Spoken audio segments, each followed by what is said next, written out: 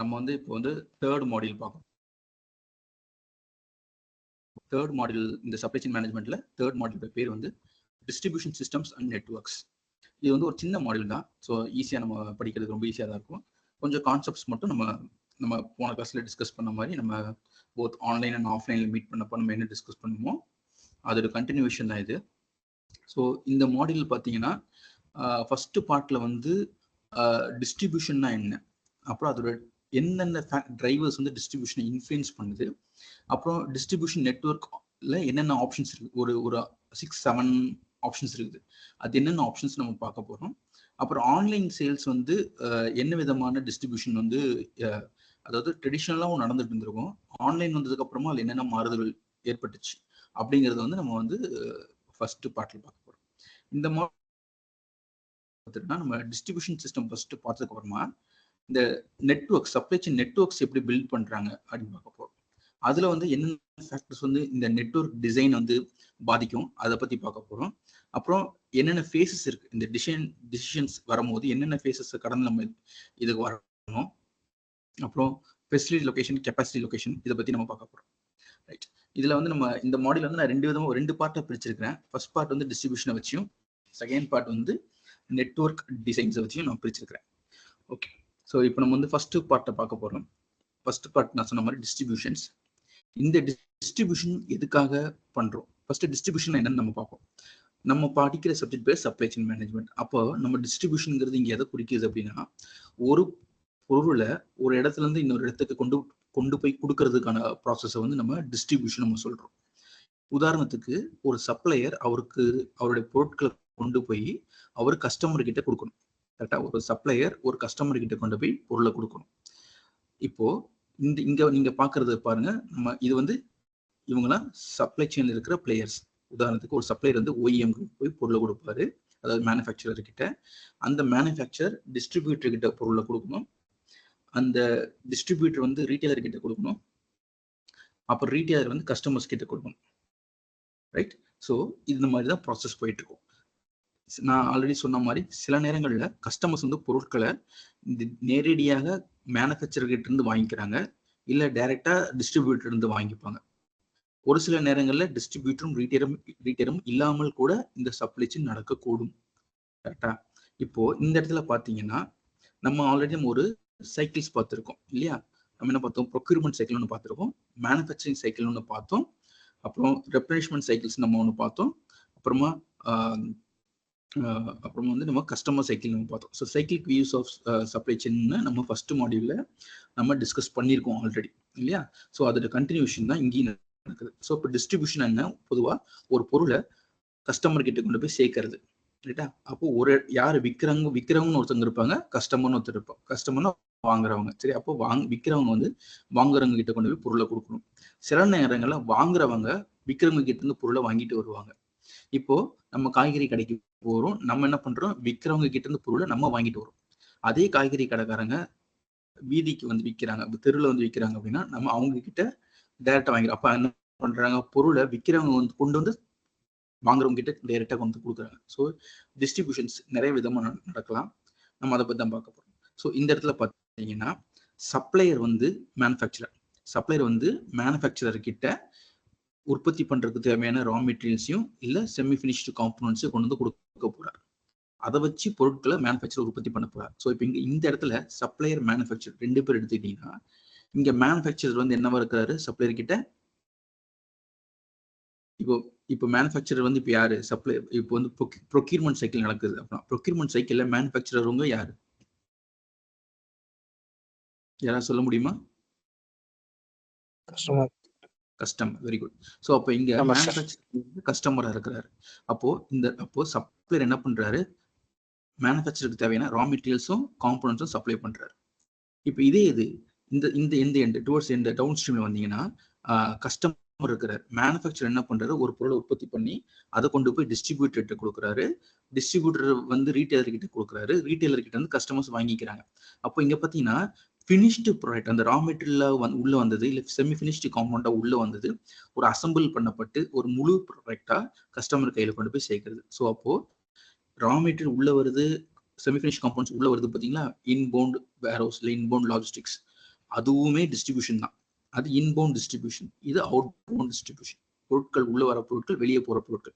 என்னைக்குமே ஒரு கம்பெனிலேருந்து வெளியே போற பொருட்கள் ஃபினிஷ்டு குட்ஸா தான் போகும், சரிங்களா? இல்லாட்டி குறைஞ்சது ஒரு செமி ஃபினிஷ்டு குட்ஸா கூட வெளியே போகிறதுக்கு வாய்ப்பு இருக்கு. அது நம்மளோட கம்பெனி எந்த லெவலில் இருக்கோ அதை பொறுத்து. ஓகேவா? ஸோ டிஸ்ட்ரிபியூஷனா ஒரு பொருளை ஒரு இடத்துல இருந்து இன்னொரு இடத்துக்கு கொண்டு போய் கொடுக்கறது. பொதுவாக சப்ளையர் வந்து கஸ்டமர் கிட்ட கொண்டு போய் கொடுக்கறது. ரைட்.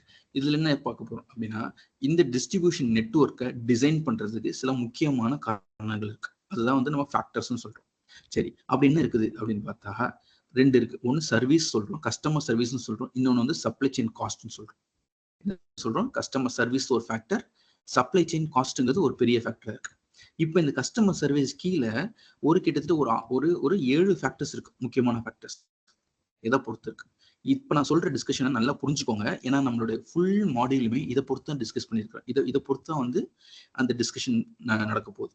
சரி, ஒரு பொருள் கஸ்டமருக்கு நீங்க வந்து ஒரு கஸ்டமர்னு வச்சுக்கோங்க. நான் வந்து பொருள் விற்கிறவன்னு நம்ம அப்படி வச்சுக்கலாம், சரிங்களா? அப்போ இந்த கஸ்டமர் சர்வீஸ்ல என்னெல்லாம் நம்ம பார்க்க போறோம்? கஸ்டமர் சர்வீஸ் என்னது? இப்போ ஒரு பொதுவாகவே ஒரு சப்ளை செயின்ல எப்போ வந்து நம்மளுக்கு நிறைய ப்ராஃபிட் கிடைக்கும்? இல்ல பொதுவா நான் ஒரு பொருளை விற்கிறோம்னா எப்போ வந்து ப்ராஃபிட் கிடைக்கும்?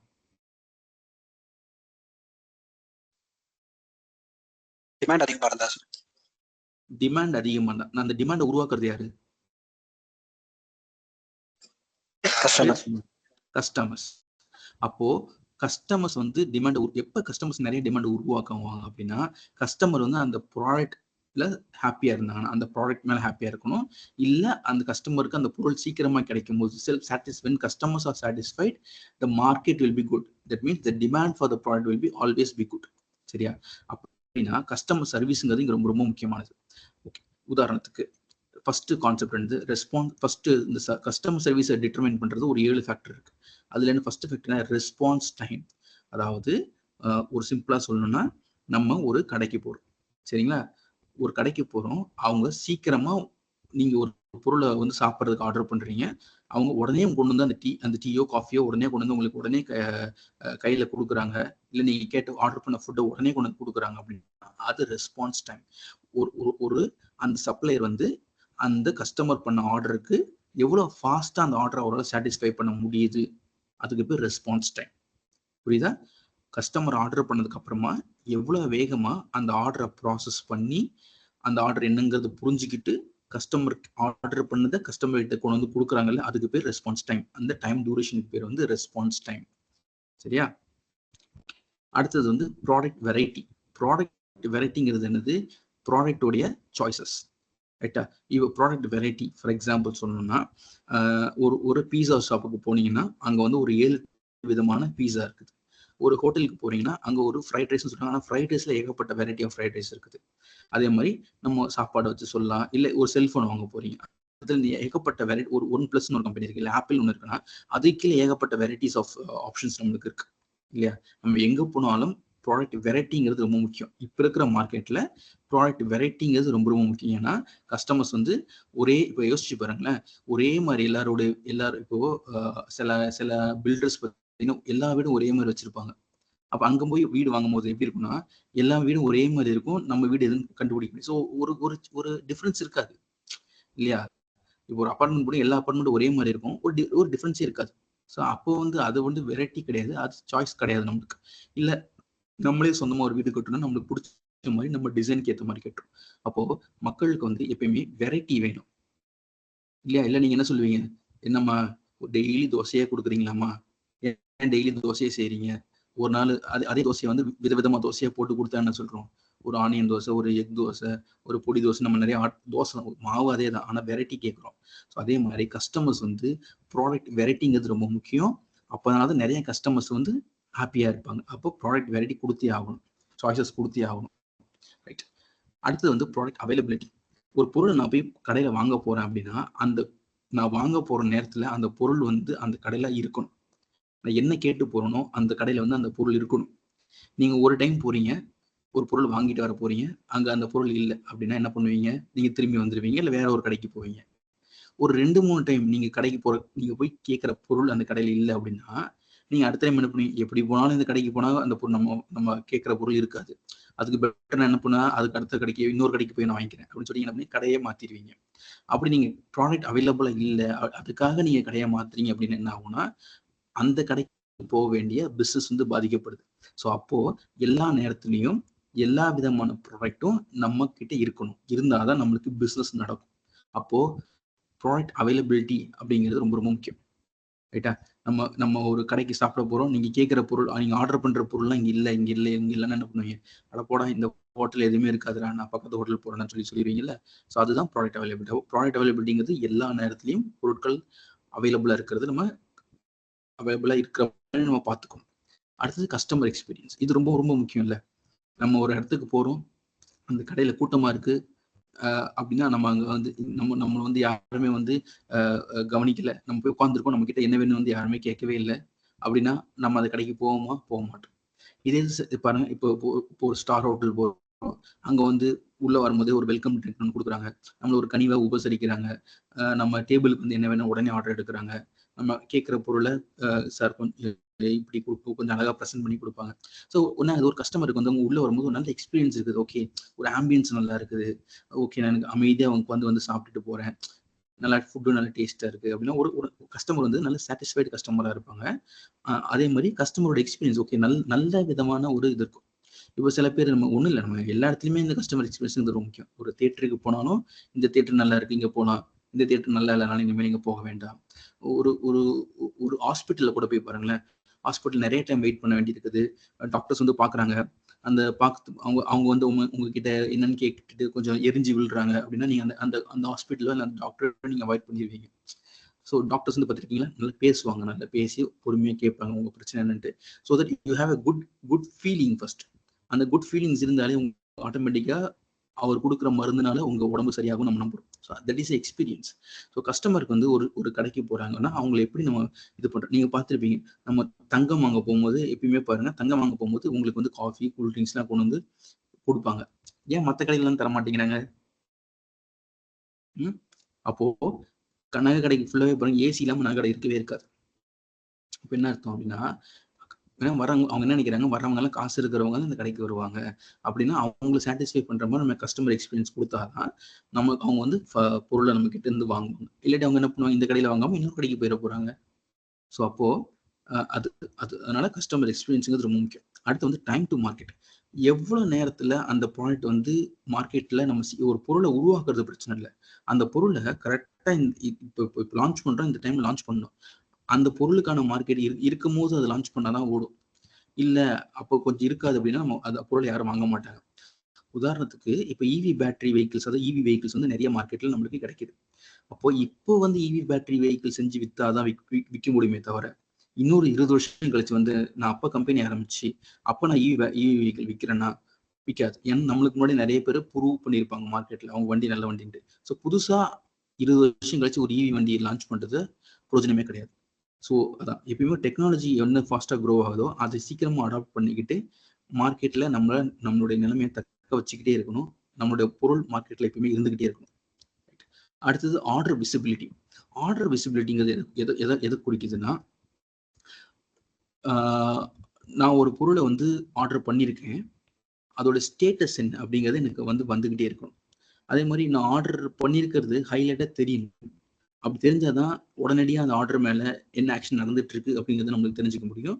நம்மளோட கஸ்டமர்ஸை ஈஸியாக சாட்டிஸ்ஃபை பண்ண முடியும். ஸோ ஆர்டர் விசிபிலிட்டிங்கிறது இன்னொரு ஃபேக்டர், இம்பார்ட்டன்டான ஃபேக்டர். இதெல்லாம் போக கடைசியாக நமக்கு இன்னொரு ஃபேக்டர் முக்கியமாக தேவை. அது வந்து நிறைய டைம் அமேசான், ஃப்ளிப்கார்ட் இந்த மாதிரி போர்ட்டல்ஸ்ல ஆன்லைன் பர்ச்சேஸ்ல நீங்க வாங்குறீங்க, ஆன்லைன் காமர்ஸ் வெப்சைட்ஸ்ல நீங்க வாங்குறீங்க. வாங்குற பொருட்கள் உங்களுக்கு சைஸ் பிடிக்கல, கலர் பிடிக்கல அப்படின்னா ஏதோ ஒரு காரணத்துக்காக நீங்க அந்த ப்ராடக்ட்டை திருப்பி அனுப்புறீங்க. அப்படி திருப்பி அனுப்பக்கூடிய வசதி அந்த நெட்வொர்க் உங்களுக்கு கொடுக்கணும். கொடுத்தாதான் அந்த கஸ்டமர் அந்த பொருளையோ இல்லை அந்த பிளாட்ஃபார்மையோ கண்டிப்பா யூஸ் பண்ணி அடுத்த பொருட்களை வாங்குறதுக்கு ஒரு முயற்சி பண்ணுவார். இல்லை நாங்கள் ஒரு டைம் பொருளை வித்துட்டா நாங்கள் திருப்பி வாங்க மாட்டோம் அப்படின்னு சொன்னாங்கன்னா எந்த ஒரு ஆன்லைன் பிளாட்ஃபார்மும், அதாவது அமேசான், ஃப்ளிப்கார்ட் இந்த மாதிரி இருக்கிற ஆன்லைன் பர்ச்சேஸ் போர்ட்டல்ஸ் எதுவுமே வேலை செய்யாது. ஏன்னா மக்களுக்கு தெரியும், இவங்ககிட்ட இருந்து வாங்கிட்டா இவன் திருப்பி வாங்க மாட்டான், அதனால இவங்ககிட்ட பொருள் வாங்க வேண்டாம் அப்படின்னு சொல்லிட்டு அவங்க வேற ஒரு வெப்சைட்டை தேடி போயிடுவாங்க. ஸோ அதனால ரிட்டர்னபிலிட்டிங்கிற ஆப்ஷன் எல்லா இடத்துலையும் ரொம்ப முக்கியம். நீங்களே போறீங்க ஒரு கடையில் போய் பர்சனலாக போய் உங்கள் பசங்களுக்கு உங்கள் அம்மா அப்பாவுக்கு எப்போ ட்ரெஸ் எடுக்கிறீங்க, அவங்களுக்கு வந்து அந்த சைஸ் பத்தலை இல்லை கலர் பிடிக்கல அப்படின்னா நீங்கள் மாற்றுவீங்களா அப்படின்னு கேட்டுட்டு தான் வருவீங்க. அவங்க என்ன சொல்லுவாங்க, ஓகே சார் நீங்கள் 2 நாள் கொண்டு வந்தீங்கன்னா நாங்கள் மாற்றி தந்துடுறோம் அப்படின்னு ஒரு ஃபிசிக்கல் ஸ்டோர்லையும் சொல்லணும், ஒரு ஆன்லைன் ஸ்டோர்லையும் சொல்லணும். ஸோ எங்கெல்லாம் வந்து இந்த மாதிரி ரிட்டர்னபிலிட்டி ஆப்ஷன் இருக்கோ அந்த மாதிரி இருக்கிற சப்ளை செயின் மாடல்ஸ் தான் நல்ல மாடல்ஸ். சரி, இதெல்லாமே வந்து இந்த 7 ஃபேக்டருமே பார்த்தீங்கன்னா கிட்டத்தட்ட கஸ்டமரோட சர்வீஸ், கஸ்டமர் சாட்டிஸ்ஃபேக்ஷன் நோக்கி இருக்கிற ஃபேக்டர்ஸ். இன்னொரு சைடு பார்த்தா நம்ம காஸ்ட்டுங்கிற ஒரு ஃபேக்டர் கணக்கில் எடுத்துக்கணும். அப்போ அதுக்கு பேர் வந்து சப்ளை செயின் காஸ்ட். இந்த சப்ளை செயின் காஸ்ட்டுங்கிறது எதை பொறுத்து முடிவு பண்ணப்படுது அப்படின்னா இன்வென்ட்ரிஸ். இன்வென்ட்ரிஸ்னா என்ன? வைப்பு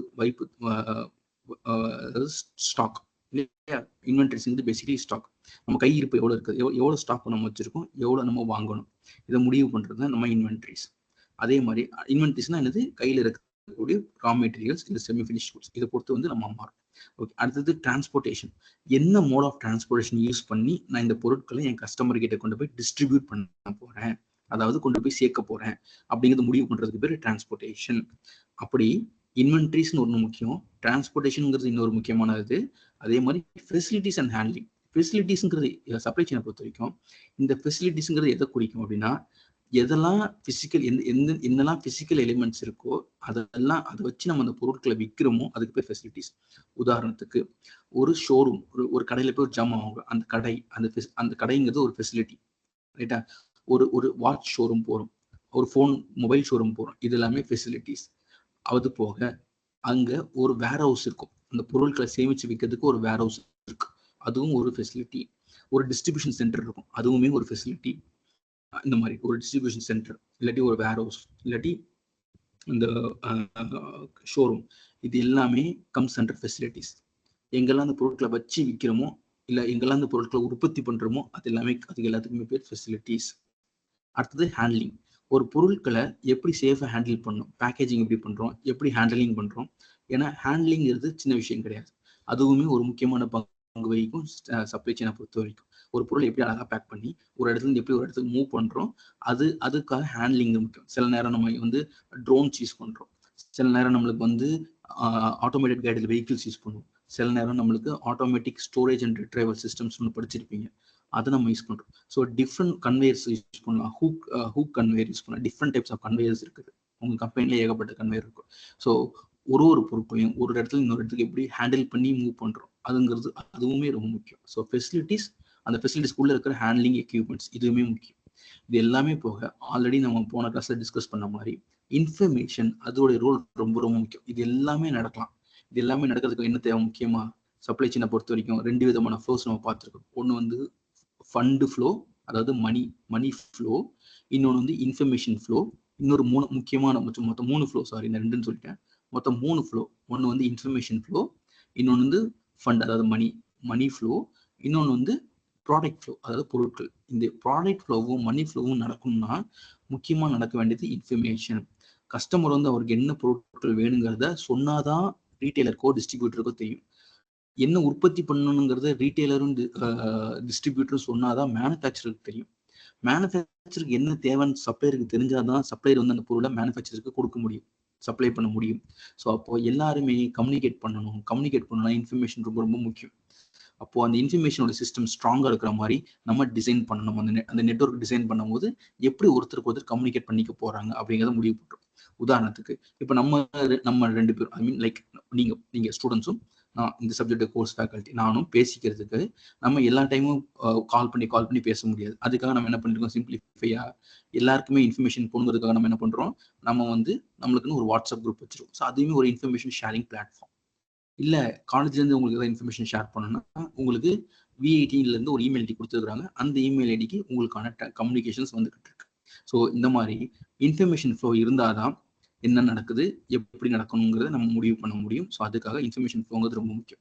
ஸோ ஒரு டிஸ்ட்ரிபியூஷன் நெட்வொர்க்கை டிசைன் பண்ணணும்னா நம்ம இந்த 7+1 இந்த 11 ஃபேக்டரை கண்டிப்பாக இந்த 11 ஃபேக்டர் என்னன்னு தெரிஞ்சுக்கிட்டாதான் அந்த டிஸ்ட்ரிபியூஷன் நெட்வொர்க்கை டிசைன் பண்ண முடியும். ஸோ அதுக்காக இந்த ஃபேக்டர்ஸை பற்றி தெரிஞ்சுக்கிறது முக்கியம்.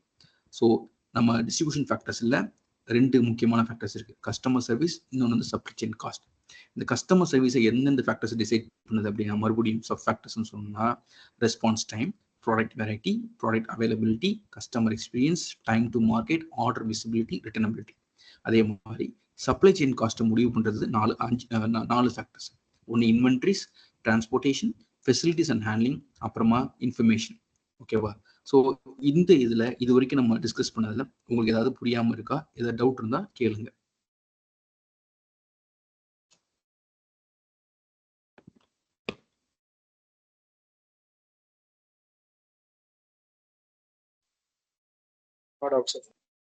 Okay, good. அப்போ நம்ம இப்போ நம்ம என்ன பார்க்க போறோம்? இதுக்கப்புறம் நம்ம பார்க்க போறதுலாம் ஒன்று இப்போ ஒரு இப்போ காஸ்ட் ஜாஸ்தியாக இருந்தால் என்ன ஆக போகுது, ஒன்றுக்கும் இப்போ கம்பேரிசன்ஸ் பண்ணி பார்க்க போகிறோம். இந்த கம்பேரிசன்ஸ் ரன் பண்ணுறதுக்காக நான் வந்து சில கிராஃப்ஸ் எடுத்துகிட்டு வந்துருக்கேன். சரி, ஃபர்ஸ்ட் கிராஃப், அதாவது உங்களுடைய இப்போ நம்ம ஃபர்ஸ்ட் பார்க்க போகிற கிராஃப் வந்து உங்களுடைய left hand side top corner. உங்களுடைய லெஃப்ட் ஹேண்ட் சைட் டாப் கார்னர்ல இருக்க கிராஃபை நோட் பண்ணுங்க. என்ன போட்டிருக்கு? உங்களுடைய ஒய் ஆக்சிஸ்ல ரெக்வயர்ட் நம்பர் ஆஃப் ஃபெசிலிட்டிஸ் இருக்குது, எக்ஸ் ஆக்சிஸ்ல டிசைர்டு ரெஸ்பான்ஸ் டைம் இருக்குது. ஓகே, இப்போ ரெக்வயர்ட் நம்பர் ஆஃப் ஃபெசிலிட்டிஸ்னு என்ன? நிறைய இடங்கள்ல நம்மளுடைய கடைகள் இருக்கிறது, இல்லாட்டி ஒரு ஷோரூம்ஸ்னு வச்சுக்கோங்க. அப்போ ரெஸ்பான்ஸ் டைம் எப்படி இருக்கும்? நம்ம கிட்ட நிறைய கடைகள் இருந்தா என்ன ஆகும்? நிறைய இடத்துல நம்ம பொருட்களை விற்கிறதுக்கு நம்ம கடை வச்சிருக்கோம் அப்படின்னா நம்ம வந்து ரெஸ்பான்ஸ் டைம்ல நம்ம என்ன பார்த்தோம்? கஸ்டமருக்கு எவ்வளவு சீக்கிரமா அந்த ஆர்டரை ப்ராசஸ் பண்ணி கஸ்டமருக்கு அந்த பொருளை கொண்டு போய் சேர்க்க போறோம் நம்ம சொல்றோம். அப்போ நிறைய ஃபெசிலிட்டிஸ் இருந்தா என்ன ஆகும் சொல்லுங்க? அந்த கிராஃப் வச்சு சொல்லுங்க. நிறைய ஃபெசிலிட்டிஸ் இருந்தா ரெஸ்பான்ஸ் டைம் என்ன ஆகுது? Response time higher or lower? கம்மியா இருக்கும். அதாவது ரெஸ்பான்ஸ் டைம் கம்மியா இருக்கிறது நல்லதா கெட்டதா?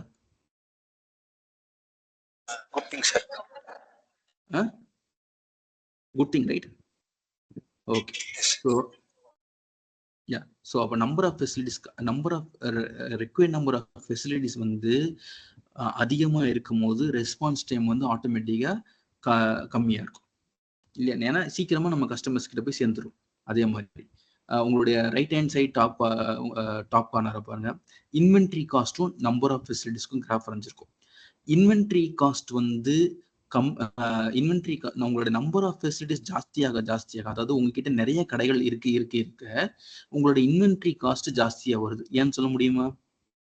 உங்ககிட்ட நிறைய கடைகள் இருக்கு, ஏன் நிறைய கடைகளை ஓபன் பண்ணீங்க? ரெஸ்பான்ஸ் டைமை கம்மி பண்றதுக்காக ஓபன் பண்ணீங்க. சரி, இப்ப நிறைய கடைகள் இருந்தா ஏன் இன்வென்ட்ரி காஸ்ட் வந்து ஜாஸ்தியா இருக்குது?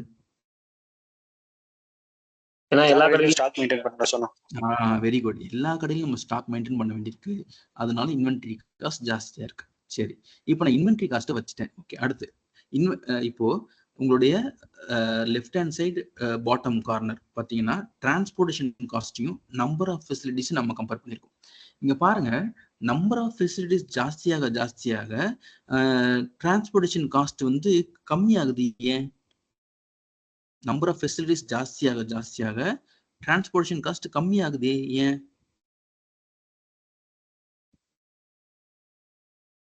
யாராவது சொல்ல முடியுமா?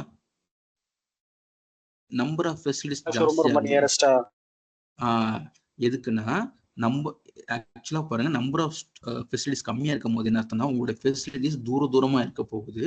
அப்போ நீங்க டிரான்ஸ்போர்ட் உங்க டிஸ்ட்ரிபியூஷன் சென்டர்ல இருந்து நீங்க அந்த நம்பர் உங்களுடைய ஃபெசிலிட்டிஸ் கொண்டு உங்களுடைய ஷோரூம்ஸ் கொண்டு போய் நீங்க பொருள் கொடுக்கறதுக்கான தூரங்கள் ஜாஸ்தியா இருக்கனால உங்களோட டிரான்ஸ்போர்டேஷன் காஸ்ட் ஜாஸ்தியா இருக்கும். அதே இது உங்களுக்கு நிறைய ஃபெசிலிட்டிஸ் வந்துருச்சு அப்படின்னா எல்லா ஃபெசிலிட்டியும் நீங்க இன்வென்டரி மெயின்டைன் பண்ணிக்கிட்டே இருக்கீங்க. போனதுக்கு நீங்க சொன்ன ஆன்சர் தான் இதுக்கு அப்ளிகபிள். அப்போ நிறைய ஃபெசிலிட்டிஸ் இருந்தா நிறைய இன்வென்டரி ஆல்ரெடி இருக்கும். ஸோ அடிக்கடி அந்த பொருளை கொண்டு போய் நீங்க அங்க வைக்கணுங்கிற அவசியம் இருக்காது. அதனால உங்களோட டிரான்ஸ்போர்டேஷன் காஸ்ட் கம்மியாகுது. ரைட். இந்த சைட் பாருங்க, உங்களுடைய ரைட் ஹேண்ட் சைடு பாட்டம் கார்னர்ல பாருங்க, ஃபேக்டரி காஸ்ட் வந்து ஜாஸ்தி ஆகுது. நம்பர் ஆஃப் ஃபெசிலிட்டிஸ் ஜாஸ்தியாக ஃபேக்டரி காஸ்ட் ஜாஸ்தி ஆகுது. இது ஏன்னு சொல்ல முடியுமா? அதாவது உற்பத்தி பண்ற காஸ்ட் வந்து ஜாஸ்தி ஆகுது, நம்பர் ஆஃப் ஃபெசிலிட்டிஸ் ஜாஸ்தி ஆகும். அதாவது உங்களுடைய கடைகள் ஜாஸ்தியாக பொருளை உற்பத்தி பண்றதுக்கான காஸ்ட் ஜாஸ்தி ஆகுதுன்னு சொல்லியிருக்காங்க. ஏன் அப்படி நடக்குது? நிறைய ப்ரொடியூஸ் பண்ண வேண்டியது இருக்கும். கரெக்ட். நிறைய கடைகள் இருந்தா நிறைய பொருட்கள் தேவைப்படும். நிறைய பொருட்களை உற்பத்தி பண்ணாதான் எல்லா கடையிலையும் நீங்க வந்து அவங்களோட பொருட்களை இருக்கிற மாதிரி பார்த்துக்க முடியும். அதாவது product availability product variety and product availability ensure பண்ணணும்னா நீங்கள் நிறைய ப்ரொடியூஸ் பண்ணி தான் ஆகணும். அதனால உங்களுடைய ஃபேக்டரி காஸ்ட் ஜாஸ்தியாக தான் செய்யும். ஸோ ஒரு டிஸ்ட்ரிபியூஷன் நெட்வொர்க்கை டிசைன் பண்ணுறதுக்கு இத்தனை ஃபேக்டர்ஸை நம்ம கன்சிடர் பண்ண வேண்டியிருக்குது. கிட்டத்தட்ட ஒரு 11 ஃபேக்டர் நம்ம கன்சிடர் பண்ணணும். சரி, இப்போ இதெல்லாம் பண்ணி நம்ம வந்து என்ன பண்ணுறோம், இப்போ கம்பேர் பண்ணுறோம். நம்பர் எக்ஸ் ஆக்சிஸில் வந்து நம்பர் ஆஃப் ஃபெசிலிட்டிஸும் ஒய் ஆக்சிஸில் காஸ்ட்டையும் வச்சு கம்பேர் பண்ணியிருக்கோம். இங்கே பார்த்தீங்கன்னா உங்களுக்கு தெரியும், இப்போ காஸ்ட்டுக்கும் நம்பர் ஆஃப் ஃபெசிலிட்டிஸும் நீங்கள் பார்த்தீங்கன்னா ரெஸ்பான்ஸ் டைம் என்ன ஆகுது,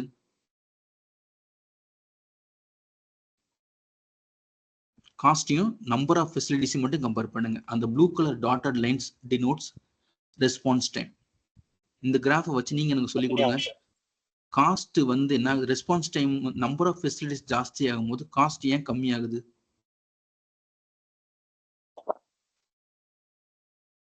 நம்பர் ஆஃப் ஃபெசிலிட்டிஸ் ஜாஸ்தி ஆகும் போது அந்த ரெஸ்பான்ஸ் டைம் கிராஃப் லைனை பாருங்க கம்மியாகிட்டே வருது. காஸ்ட் வந்து ரெஸ்பான்ஸ் டைம் வந்து கம்மியாகுது. ஏன்? காஸ்ட்டும் கம்மியாகுது. சாரி, காஸ்ட்டும் கம்மியாகுது.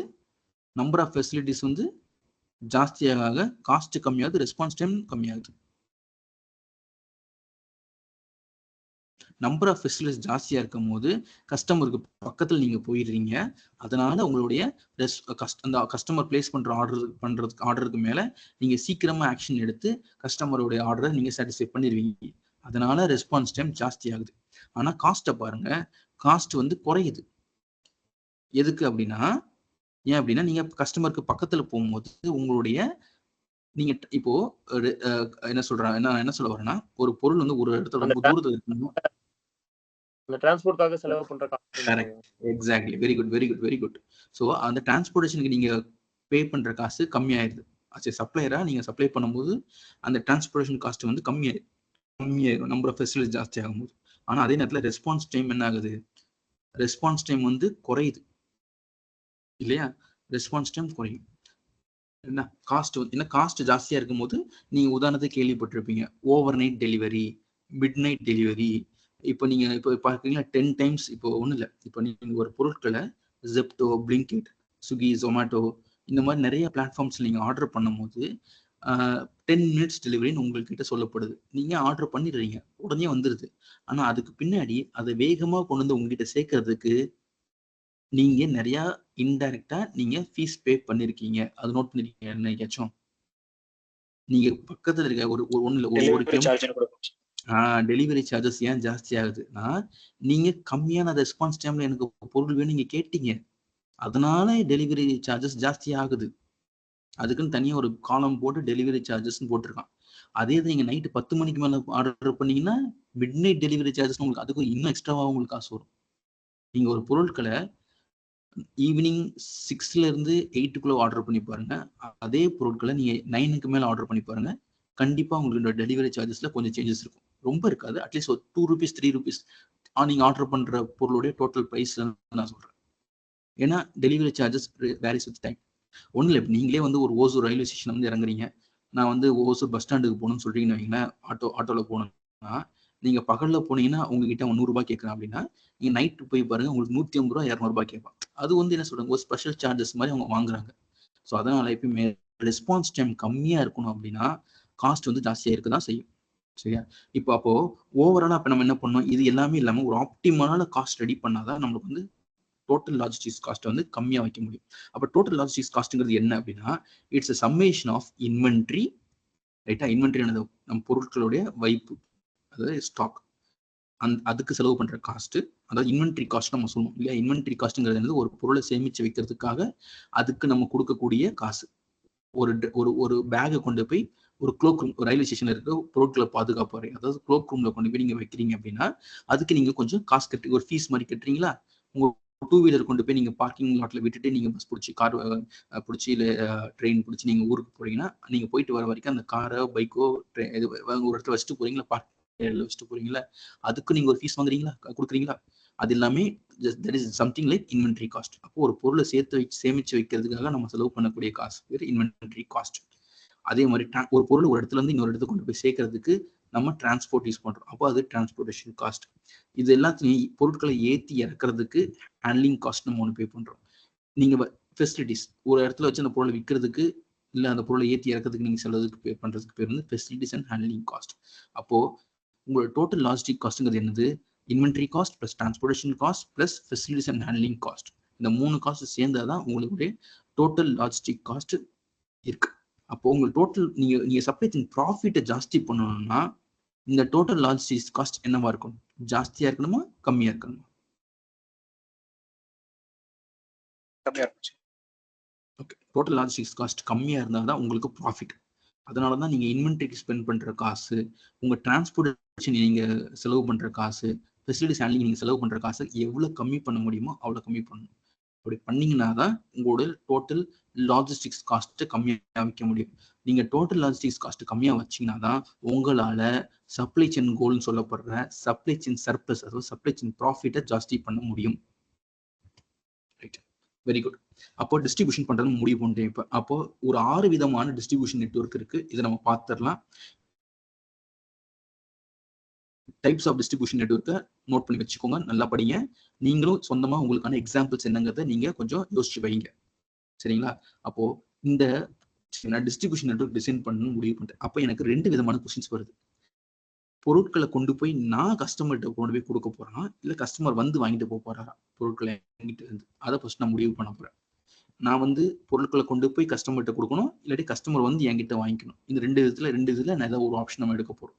சரி, அப்போ இந்த கொஸ்டினுக்கு ஒரு ஃபர்ஸ்ட் நான் ஆன்சர் கண்டுபிடிக்கிறேன். அப்போ அப்புறமா நான் வந்து எங்க வந்து என்னுடைய டிஸ்ட்ரிபியூஷன் நெட்வொர்க், என்னோட டிஸ்ட்ரிபியூஷன் ஃபெசிலிட்டியை நான் எங்க வைக்க போறேன்? ஒன்று கஸ்டமர் பக்கத்தில் வைக்கணும், இல்லை கஸ்டமர் கிட்ட இருந்து தூரமா வைக்கணும், இல்லை கஸ்டமருக்கும் நமக்கும் நடுவில் வைக்கணும். இந்த மாதிரி ஏகப்பட்ட கொஸ்டின்ஸ் இருக்கு நம்ம கிட்ட, ரைட்டா? ஸோ அப்போ இந்த 2 கொஸ்டின் இந்த நல்லா யோசிச்சுக்கோங்க. பொருளை வந்து நான் கொண்டு போய் கஸ்டமர்கிட்ட கொடுக்க போறேன்னா, இல்லை கஸ்டமர் வந்து என்கிட்ட இருந்து வாங்கிட்டு போக போறாரா? இதை முடிவு பண்ணணும். அதே மாதிரி என்னுடைய டிஸ்ட்ரிபியூஷன் சென்டர் இல்லாட்டி என்னுடைய நெட்வொர்க், டிஸ்ட்ரிபியூஷன் நெட்வொர்க் கஸ்டமருக்கு பக்கத்தில் இருக்கணுமா, இல்லை தூரமா இருக்கணுமா, இல்லை 2 பேருக்கு நடுவில் இருக்கணுமா? இதை முடிவு பண்ணணும். இதை முடிவு பண்ணா நம்மளுடைய இந்த நெட்வொர்க் டிசைனை வந்து நம்ம முடிச்சிடலாம். இப்போ இந்த நெட்வொர்க் டிசைன் 6 விதமான நெட்வொர்க் டிசைன் இருக்கு. Manufacturer storage with direct shipping, manufacturing storage with direct shipping and in transit merge, distribution storage with carrier delivery, distributor storage with last mile delivery, manufacturer distributor storage with customer pickup, retail storage with customer pickup. So இந்த 6 பேர்கள் தான் பெருசா இருக்கும். Concept ரொம்ப ரொம்ப simple. நான் சொல்றேன், நீங்க கவனிச்சுக்கோங்க. ரைட், ஃபர்ஸ்ட் என்ன சொல்றோம்? இப்போ manufacturer storage with direct shipping, அந்த பேரே உங்களுக்கு எல்லாமே சொல்லிடுது. மேனுஃபேக்சரர் ஸ்டோரேஜ், அப்போ மேனுஃபேக்சர் பண்ண ப்ராடக்டை அவருடைய ஸ்டோரேஜ், அவர் தான் ஸ்டோரேஜுக்கு பொறுப்பேற்றுக்கிறார். அவர்கிட்ட தான் பொருட்கள் இருக்க போகுது. அப்போனா அவர் வந்து மேனுஃபேக்சர் வந்து அவருடைய அவுட் பவுண்ட் வேர் ஹவுஸ்ல பொருட்களை வச்சிருக்கிறாரு. இப்போ உற்பத்தி பண்ணி அவரோட குடோன்ல வச்சிருக்கிறாரு, லேமன் டேர்ம்ஸ்ல சொல்லணும்னா. இப்போ கஸ்டமர் என்ன பண்றாங்க? கஸ்டமருக்கு வந்து ரீட்டைலர் கிட்ட சொல்றாங்க, உங்க பொருட்களை நாங்க பாக்குறோம் சார், நல்லா இருக்குது அப்படின்னு சொல்லிட்டு ரீட்டைலர் கிட்ட போய் சொல்றாங்க, எனக்கு வந்து நீங்க வந்து பொருட்கள் வந்து எனக்கு ஓகே, எனக்கு 2 பொருள் தேவைப்படுது, நீங்க கொடுத்துருங்க அப்படின்னு ஆர்டர் பண்றாங்க. ரீட்டைலர் என்ன பண்றாரு? இங்க பாருங்க, இந்த டயக்ராம்ஸ்ல எல்லா டயக்ராம்ஸ்லயுமே இந்த டேஷ்ட் ஏரோ இருக்கு பாருங்க, அது வந்து இன்ஃபர்மேஷன் ஃப்ளோ. ஸ்ட்ரைட்டா ப்ளூ கலர்ல இருக்க ஏரோஸ் பேர் வந்து ப்ராடக்ட் ஃப்ளோ, ரைட்டா? இந்த மட்டும் நான் வச்சுக்கோங்க. அப்போ கஸ்டமர்ஸ் என்ன பண்றாங்க? போயிட்டு ரீட்டைலர் கிட்ட சொல்றாங்க, உங்க பொருட்கள் எங்களுக்கு பிடிச்சிருக்கு, எங்களுக்கு உங்களோட பொருட்களை கொடுங்கன்னு சொல்றாங்க. அப்போ ரீட்டைலர் என்ன பண்றாரு? ஓகே சார், இந்த கஸ்டமர் இங்க இருக்கிறாங்க, ஓசூர்ல இருக்காங்க, ஒருத்தங்க வேலூர்ல இருக்கிறாங்க, நீங்க என்ன பண்ணுங்க, பொருட்களை வந்து மேனுஃபேக்சர் கிட்ட சொல்றாரு. ரீட்டைலர் வந்து மேனுஃபேக்சர் சொல்றாரு, ஒரு பொருளை ஓசூருக்கு அனுப்பிச்சிருங்க, ஒரு பொருளை வேலூருக்கு அனுப்பிச்சிருங்க, ஒரு பொருளை பெங்களூருக்கு அனுப்பிச்சிருங்க. கஸ்டமர்ஸ்லாம் இங்க இருந்து இந்த கஸ்டமர்ஸ்லாம் எங்களுக்கு ஆர்டர் பண்ணிருக்காங்க அப்படின்னு சொன்னாங்கன்னா, மேனுஃபேக்சர் என்ன பண்றாரு? டைரக்டா அவருடைய பொருட்களை கொண்டு வந்து உங்க வீட்டுல கொண்டு வந்து கொடுத்துடுறாரு, இல்ல கஸ்டமர் கிட்ட கொண்டு வந்து கொடுத்துறாரு. டைரக்டா மேனுஃபேக்சரரே டைரக்டா கொண்டு வந்து கஸ்டமர் கிட்ட கொண்டு வந்து ஷிப்பிங் பண்ணிடுறாரு. அப்ப அதனால அதுக்கு பேர் வந்து manufacture storage with direct shipping. இங்க மேனுஃபேக்சர் கிட்ட இருந்து டிஸ்ட்ரிபியூட்டர் இருந்து ரீட்டைலரோ, ரீட்டைலர் கிட்ட இருந்து கஸ்டமர் கிட்ட போகல, டைரக்டா பொருட்களை மேனுஃபேக்சரரே கஸ்டமர் கிட்ட கொண்டு வந்து கொடுத்துடுறாரு. அதனால அதுக்கு பேர் வந்து manufacturer storage with direct shipping. So இந்த மாதிரி ப்ராசஸ்ல பார்க்கும்போது காஸ்ட் ஃபேக்டர்னு எடுத்துக்கிட்டோம். ஃபர்ஸ்ட் எக்ஸாம்பிள்னா இன்வென்ட்ரி, கம்மியான இன்வென்ட்ரி வந்து வச்சுக்கிட்டா போதும். டிரான்ஸ்போர்ட்டேஷன் காஸ்ட் ஜாஸ்தி ஆகும், ஏன்னா மேனுஃபேக்சரர் கிட்ட இருந்து டைரக்டா கொண்டு வந்து கொடுக்கணும். இப்போ டிவிஎஸ் பைக்ஸ் இருக்குது. டிவிஎஸ் பைக்ஸை நான் ஓசூர்ல வாங்கும் போது, இப்போ நீங்க ஓசூர்ல இருக்கீங்க, நான் வேலூர்ல இருக்கிறேன். இந்த கொஸ்டின் ஆன்சர் பண்ணுங்க. இப்போ இப்போ டிரான்ஸ்போர்டேஷன் காஸ்ட் எனக்கு ஜாஸ்தி ஆகுமா உங்களுக்கு ஜாஸ்தி ஆகுமா? டிவிஎஸ் வந்து உங்ககிட்ட ஒரு பைக் விற்க போறாரு, என்கிட்ட ஒரு பைக் விற்க போறாரு அப்படின்னா டிரான்ஸ்போர்டேஷன் சார்ஜஸ் எனக்கு ஜாஸ்தி வருமா உங்களுக்கு ஜாஸ்தியா வருமா? உங்களுக்கு தான் சார் ஜாஸ்தி வரும். ஜாஸ்தியா வரும். கரெக்டா? ஏன்னா நீங்க பக்கத்துல இருக்கீங்க, நான் தூரத்துல இருக்கேன். உங்களை விட நான் வந்து ஒரு 200 கிலோமீட்டர் இல்லை 150 கிலோமீட்டர் தூரத்துல இருக்கிறேன். அதனால எனக்கு வந்து டிரான்ஸ்போர்டேஷன் காஸ்ட் ஜாஸ்தியாகும். அதே மாதிரி இப்போ ஒருத்தர் வந்து டெல்லியில இருந்து ஆர்டர் பண்ணியிருப்பார், ஒருத்தர் கொல்கட்டால இருந்து ஆர்டர் பண்ணியிருப்பார். அப்போ அவங்களுடைய டிஸ்டன்ஸ் கூட என்ன ஆகுது, ஆட்டோமேட்டிக்கா டிரான்ஸ்போர்டேஷன் காஸ்ட் வந்து கூட தான் செய்யும். ஆனா இன்வென்ட்ரி கம்மியா இருக்கு. ஏன்னா எனக்கு கஸ்டமர் ஆர்டர் வந்து வந்த ஆர்டருக்கு தான் நான் சப்ளை பண்ண போறேன். ஸோ கம்மியான இன்வென்ட்ரி வச்சுக்கிட்டா போதும். நான் உற்பத்தி பண்ணி சேர்த்து வைக்கணும் அவசியம் கிடையாது. அதே மாதிரி ஃபெசிலிட்டிஸ் அண்ட் ஹேண்ட்லிங் சார்ஜஸ் கம்மியாக தான் வரும். ஏன்னா நான் டேரக்டா ஒரு டைம் ஏற்ற போறேன், டேரக்டா கொண்டு போய் டெலிவரி பண்ண போறேன். இதே இது நான் டிஸ்ட்ரிபியூட்டர் காமிச்சு டிஸ்ட்ரிபியூட்டர் ஒரு ஹேண்ட்லிங் சார்ஜ் போடுவார், அவரோட ஃபெசிலிட்டி சார்ஜ் பண்ணுவார். அதே மாதிரி டிஸ்ட்ரிபியூட்டர் ரீட்டைலர் ஒரு ஃபெசிலிட்டி சார்ஜ் பண்ணுவார், அவருடைய ஹேண்ட்லிங் காஸ்ட் ஒரு மாதிரி சார்ஜ் பண்ணுவார். ஸோ இப்படிலாம் இருக்கும்போது ஃபெசிலிட்டிஸ் அண்ட் ஹேண்ட்லிங் சார்ஜ் ஜாஸ்தி ஆகிட்டே இருக்கும். அதுக்கு பதிலாக டேரக்டா மேனுஃபேக்சரர் கொண்டு கொடுத்துட்டா ஒரு டைம் ஏற்றி விட்டா கொண்டு வந்து இறக்கிற போறாங்க. ஸோ அதனால மேனுஃபேக்சரிங் காஸ்ட் வந்து கம்மியாக தான் வரும். ரைட்டா? ஒரு சிம்பிள் உதாரணத்துக்கு சொல்றேன் கேளுங்களேன். ஒரு பொருட்களை இப்போ நீங்க உங்க வீட்டுக்கு நீங்க சிமெண்ட் வாங்குறீங்க, இல்ல ஒரு வீடு கட்டுறீங்க, ஒரு சிமெண்ட்டோ ஒரு செங்கலோ வாங்குறீங்க. ஒரு செங்கல் வாங்குறீங்கன்னு வச்சுக்கோங்களேன். நீங்க செங்கலை வந்து உங்க வீட்டு பக்கத்துல இருக்கிற ஒரு ட்ரேடிங் சென்டர்ல ஒரு கன்ஸ்ட்ரக்ஷன் ஷாப்ல போயிட்டு நீங்க வாங்குனீங்கன்னா செங்கலோட விலை 5 ரூபாய், எவ்வளவு தெரியல, இப்ப எனக்கு எவ்வளவு தெரியல, ஒரு 10 ரூபாய் சொல்றாங்க. அப்படின்னா நீங்க அந்த செங்கல் உற்பத்தி பண்ற இடத்துக்கே போய் வாங்குனீங்கன்னா உங்களுக்கு அது உற்பத்தி பண்ற விலைக்கே கிடைக்கும். அது போக இன்னொன்னு என்ன, அது டிரான்ஸ்போர்ட் பண்ணும்போது டைரக்டா மேனுஃபேக்சரர் வண்டியில ஏற்றி உங்க வீட்டுல நீங்க உங்களோட கன்ஸ்ட்ரக்ஷன் சைட்ல கொண்டு இறக்கி விட்டுருவாரு. அப்போ ஃபெசிலிட்டிஸ் அண்ட் ஹேண்ட்லிங் சார்ஜஸ் கம்மியாகும். இதே இது அவரு கொண்டு போய் அங்க உங்க வீட்டு பக்கத்துல ரீட்டைலர் கிட்ட கொடுத்துட்டு திருப்பி நீங்க அவர்கிட்ட இருந்து வாங்கும் போது 2 டைம் அந்த பொருளை ஏற்றி இறக்கியிருப்பாங்க. ஸோ அப்ப என்ன அர்த்தம், அதுக்கான ஃபெசிலிட்டிஸ் அண்ட் ஹேண்ட்லிங் சார்ஜஸ் ஜாஸ்தியாக தான் செய்யும். இதெல்லாம் கண்டிப்பா நல்லபடியாக நடக்கணும்னா இன்ஃபர்மேஷன் ஃபோர்ஸ் நிறைய ஸ்ட்ராங்கா இருக்கணும். ஏன்னா டேட்டா மேனுஃபேக்சரே உங்களுக்கு ஒன்று கொடுக்க போறாரு. ஸோ அப்போ இன்ஃபர்மேஷன் வந்து காஸ்ட் வந்து கண்டிப்பா ஜாஸ்தியா இருக்கும். ஓகே, அப்போ when it comes to service response time குயிக்காக இருக்கும். ஏன்னா டேட்டா மேனுஃபேக்சரர் சப்ளை பண்றது. ப்ராடக்ட் வெரைட்டி ஜாஸ்தியா இருக்கும். ஏன்னா மேனுஃபேக்சரர் வந்து அவரோட வெரைட்டியை கண்டிப்பா மெயின்டைன் பண்ணியிருப்பார். மேனுஃபேக்சரரே உற்பத்தி பண்ணி கொடுக்குறதுனா கண்டிப்பா ப்ராடக்ட் அவைலபிளா இருக்கும், இல்லைன்னு சொல்லவே மாட்டாங்க. கஸ்டமர் எக்ஸ்பீரியன்ஸ் ஓரளவுக்கு ஓகேவா தான் இருக்கும். ஏன்னா கஸ்டமர் வந்து அந்த பொருட்களை தொட்டு பார்க்கவோ இல்ல வாங்குறதுக்கு முன்னாடி அதோட எக்ஸ்பீரியன்ஸ் பண்ண முடியாது. ரைட்டா? இப்போ அதனால வந்து ஓகே, பொருட்களை ஒரு இடத்துல பார்த்துருப்பாங்க, ஓகே இந்த பொருள் வாங்கலாம் முடிவு பண்ணி வாங்குறாங்களே தவிர ஒரு கஸ்டமர் எக்ஸ்பீரியன்ஸ் அவ்வளோ ஒன்றும் நல்ல மோசமாகவும் இருக்காது, ஓரளவுக்கு நல்லாவும் இருக்காது. ஆனா பொருட்களை வந்து சீக்கிரமா மார்க்கெட் கொண்டு வந்துட முடியும் மேனுஃபேக்சரரால. அதனால டைம் டு மார்க்கெட் ஜாஸ்தியா இருக்கும். ஆர்டர் விசிபிலிட்டி கம்மியா இருக்கும். ஏன்னா ரீட்டைலர் தான் உங்க சார்பாக ரீட்டைலர் தான் ஆர்டர் பிளேஸ் பண்ணியிருக்காரு. அதனால அந்த ஆர்டர் வந்து என்ன ஸ்டேட்டஸ் இருக்கு அப்படிங்கிறத உங்களால ப்ரெடிக்ட் பண்ணவே முடியாது. நீங்க பொருட்களை வாங்கிடுவீங்க, நீங்க ரீட்டைலர் கிட்ட ஆர்டர் பண்ணி வாங்கியிருப்பீங்க. ஆனா பொருள் நீங்க ரிட்டர்ன் பண்ணாம யார்கிட்ட ரிட்டர்ன் பண்ணணும், மேனுஃபேக்சர் ரிட்டர்ன். ஏன்னா மேனுஃபேக்சர் உங்களுக்கு சப்ளை பண்ணியிருக்காரு. அப்போ நீங்க ரிட்டர்னபிலிட்டி வந்து நீங்க டேரக்டா மேனுஃபேக்சரை கான்டாக்ட் பண்ணி உங்களால பேச முடியுமா? பேச முடியாது. அவங்க வந்து அது அந்த மாதிரி இந்த மாதிரி மெயில்ஸ்லாம் அவங்க செக் பண்ண மாட்டாங்க, இல்லை நீங்க கால் பண்ணி டேரக்டா ரீச் பண்ண முடியாது. ஸோ கொஞ்சம் கஷ்டமா இருக்கும். ஸோ அப்போ ரிட்டர்னபிலிட்டிங்கிறது இந்த விதமான சிஸ்டத்தில் டிஸ்ட்ரிபியூஷன் சிஸ்டம்ல ரொம்பவே கஷ்டமா இருக்கும். இதே மாதிரி நம்ம ஒரு டிஸ்ட்ரிபியூஷன் நெட்வொர்க்கையும் நம்ம கம்பேர் பண்ண போறோம். இப்போதான் நம்ம வந்து ஒரு நெட்வொர்க் முடிச்சிருக்கோம். சரி, ரெண்டாவது என்ன பார்த்தோம்? ரெண்டாவது மாடல் என்ன? ஸோ பெஸ்ட் எக்ஸாம்பிள் வந்து ட்ராப் ஷிப்பிங். அதாவது நீங்க ஆன்லைன்ல வாங்குற பொருட்கள் என்ன பண்றீங்க, ரீட்டைலருங்க இங்க சொல்லப்படுறது வந்து ஒரு அமேசான் வெப்சைட்டு. அந்த அமேசான் வெப்சைட்ல நீங்க ஆர்டர் பண்றீங்க, மேனுஃபேக்சரரை டேரக்டா கொண்டு வந்து வீட்டுல வந்து பொருளை கொடுத்துட்றாரு. ரைட்டா? அதுக்கு பேர் ட்ராப் ஷிப்பிங் நம்ம சொல்றோம். ரைட். அடுத்து இதே இது வேற வித மாதிரி பண்ணலாம். Manufacturing storage with direct shipping and in transit merge. ரைட்டா? ஸோ இப்போ இங்க என்ன நடக்குது, ரீட்டைலர் கஸ்டமர்ஸ் போய் ரீட்டைலர் பாக்குறாங்க, பார்த்து சார் எனக்கு இந்த பொருள் வேணும் அப்படின்னு சொல்றாங்க. அவங்க என்ன பண்றாங்க, மேனுஃபேக்சரிங் ஆர்கனைசேஷன் ஃபேக்டரிஸ் கிட்ட சொல்றாங்க, ஓகே இந்த மாதிரி ஆர்டர் வந்திருக்கு அப்படின்னு சொல்றாங்க. ஸோ அப்போ இவங்க என்ன பண்றாங்க, ஒரு வண்டியை கொண்டு வந்து ஒரு வண்டியில ஏற்றி அனுப்பிச்சு விடுறாங்க.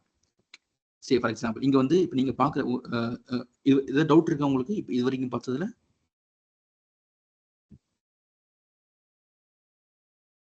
இருக்கீங்களா? இல்ல சார், இல்ல. ஓகே, சரி. இப்போ இங்க நீங்க பாக்குறீங்க, இப்போ இன் டிரான்சிட் மெர்ஜ் அப்படின்னா ஒரு உதாரணத்துக்கு சொல்லணும்னா, இங்க வந்து என்கிட்ட வந்து ஒரு 5 கம்பெனி இருக்கு, 5 ஃபேக்டரி இருக்கு, ஒரு 3 விதமான கஸ்டமர்ஸ் இருக்கிறாங்கன்னு வச்சுக்கோங்க.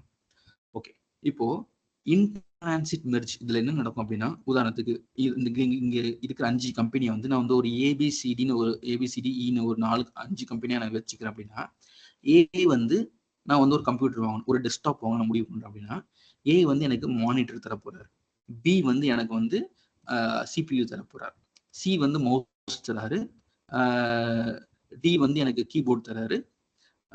இதெல்லாம் கனெக்ட் பண்றதுக்கு எனக்கு கொஞ்சம் ஒரு ஒரு ஒரு ஒரு ஒரு யூபிஎஸும் சேர்த்துவாங்க.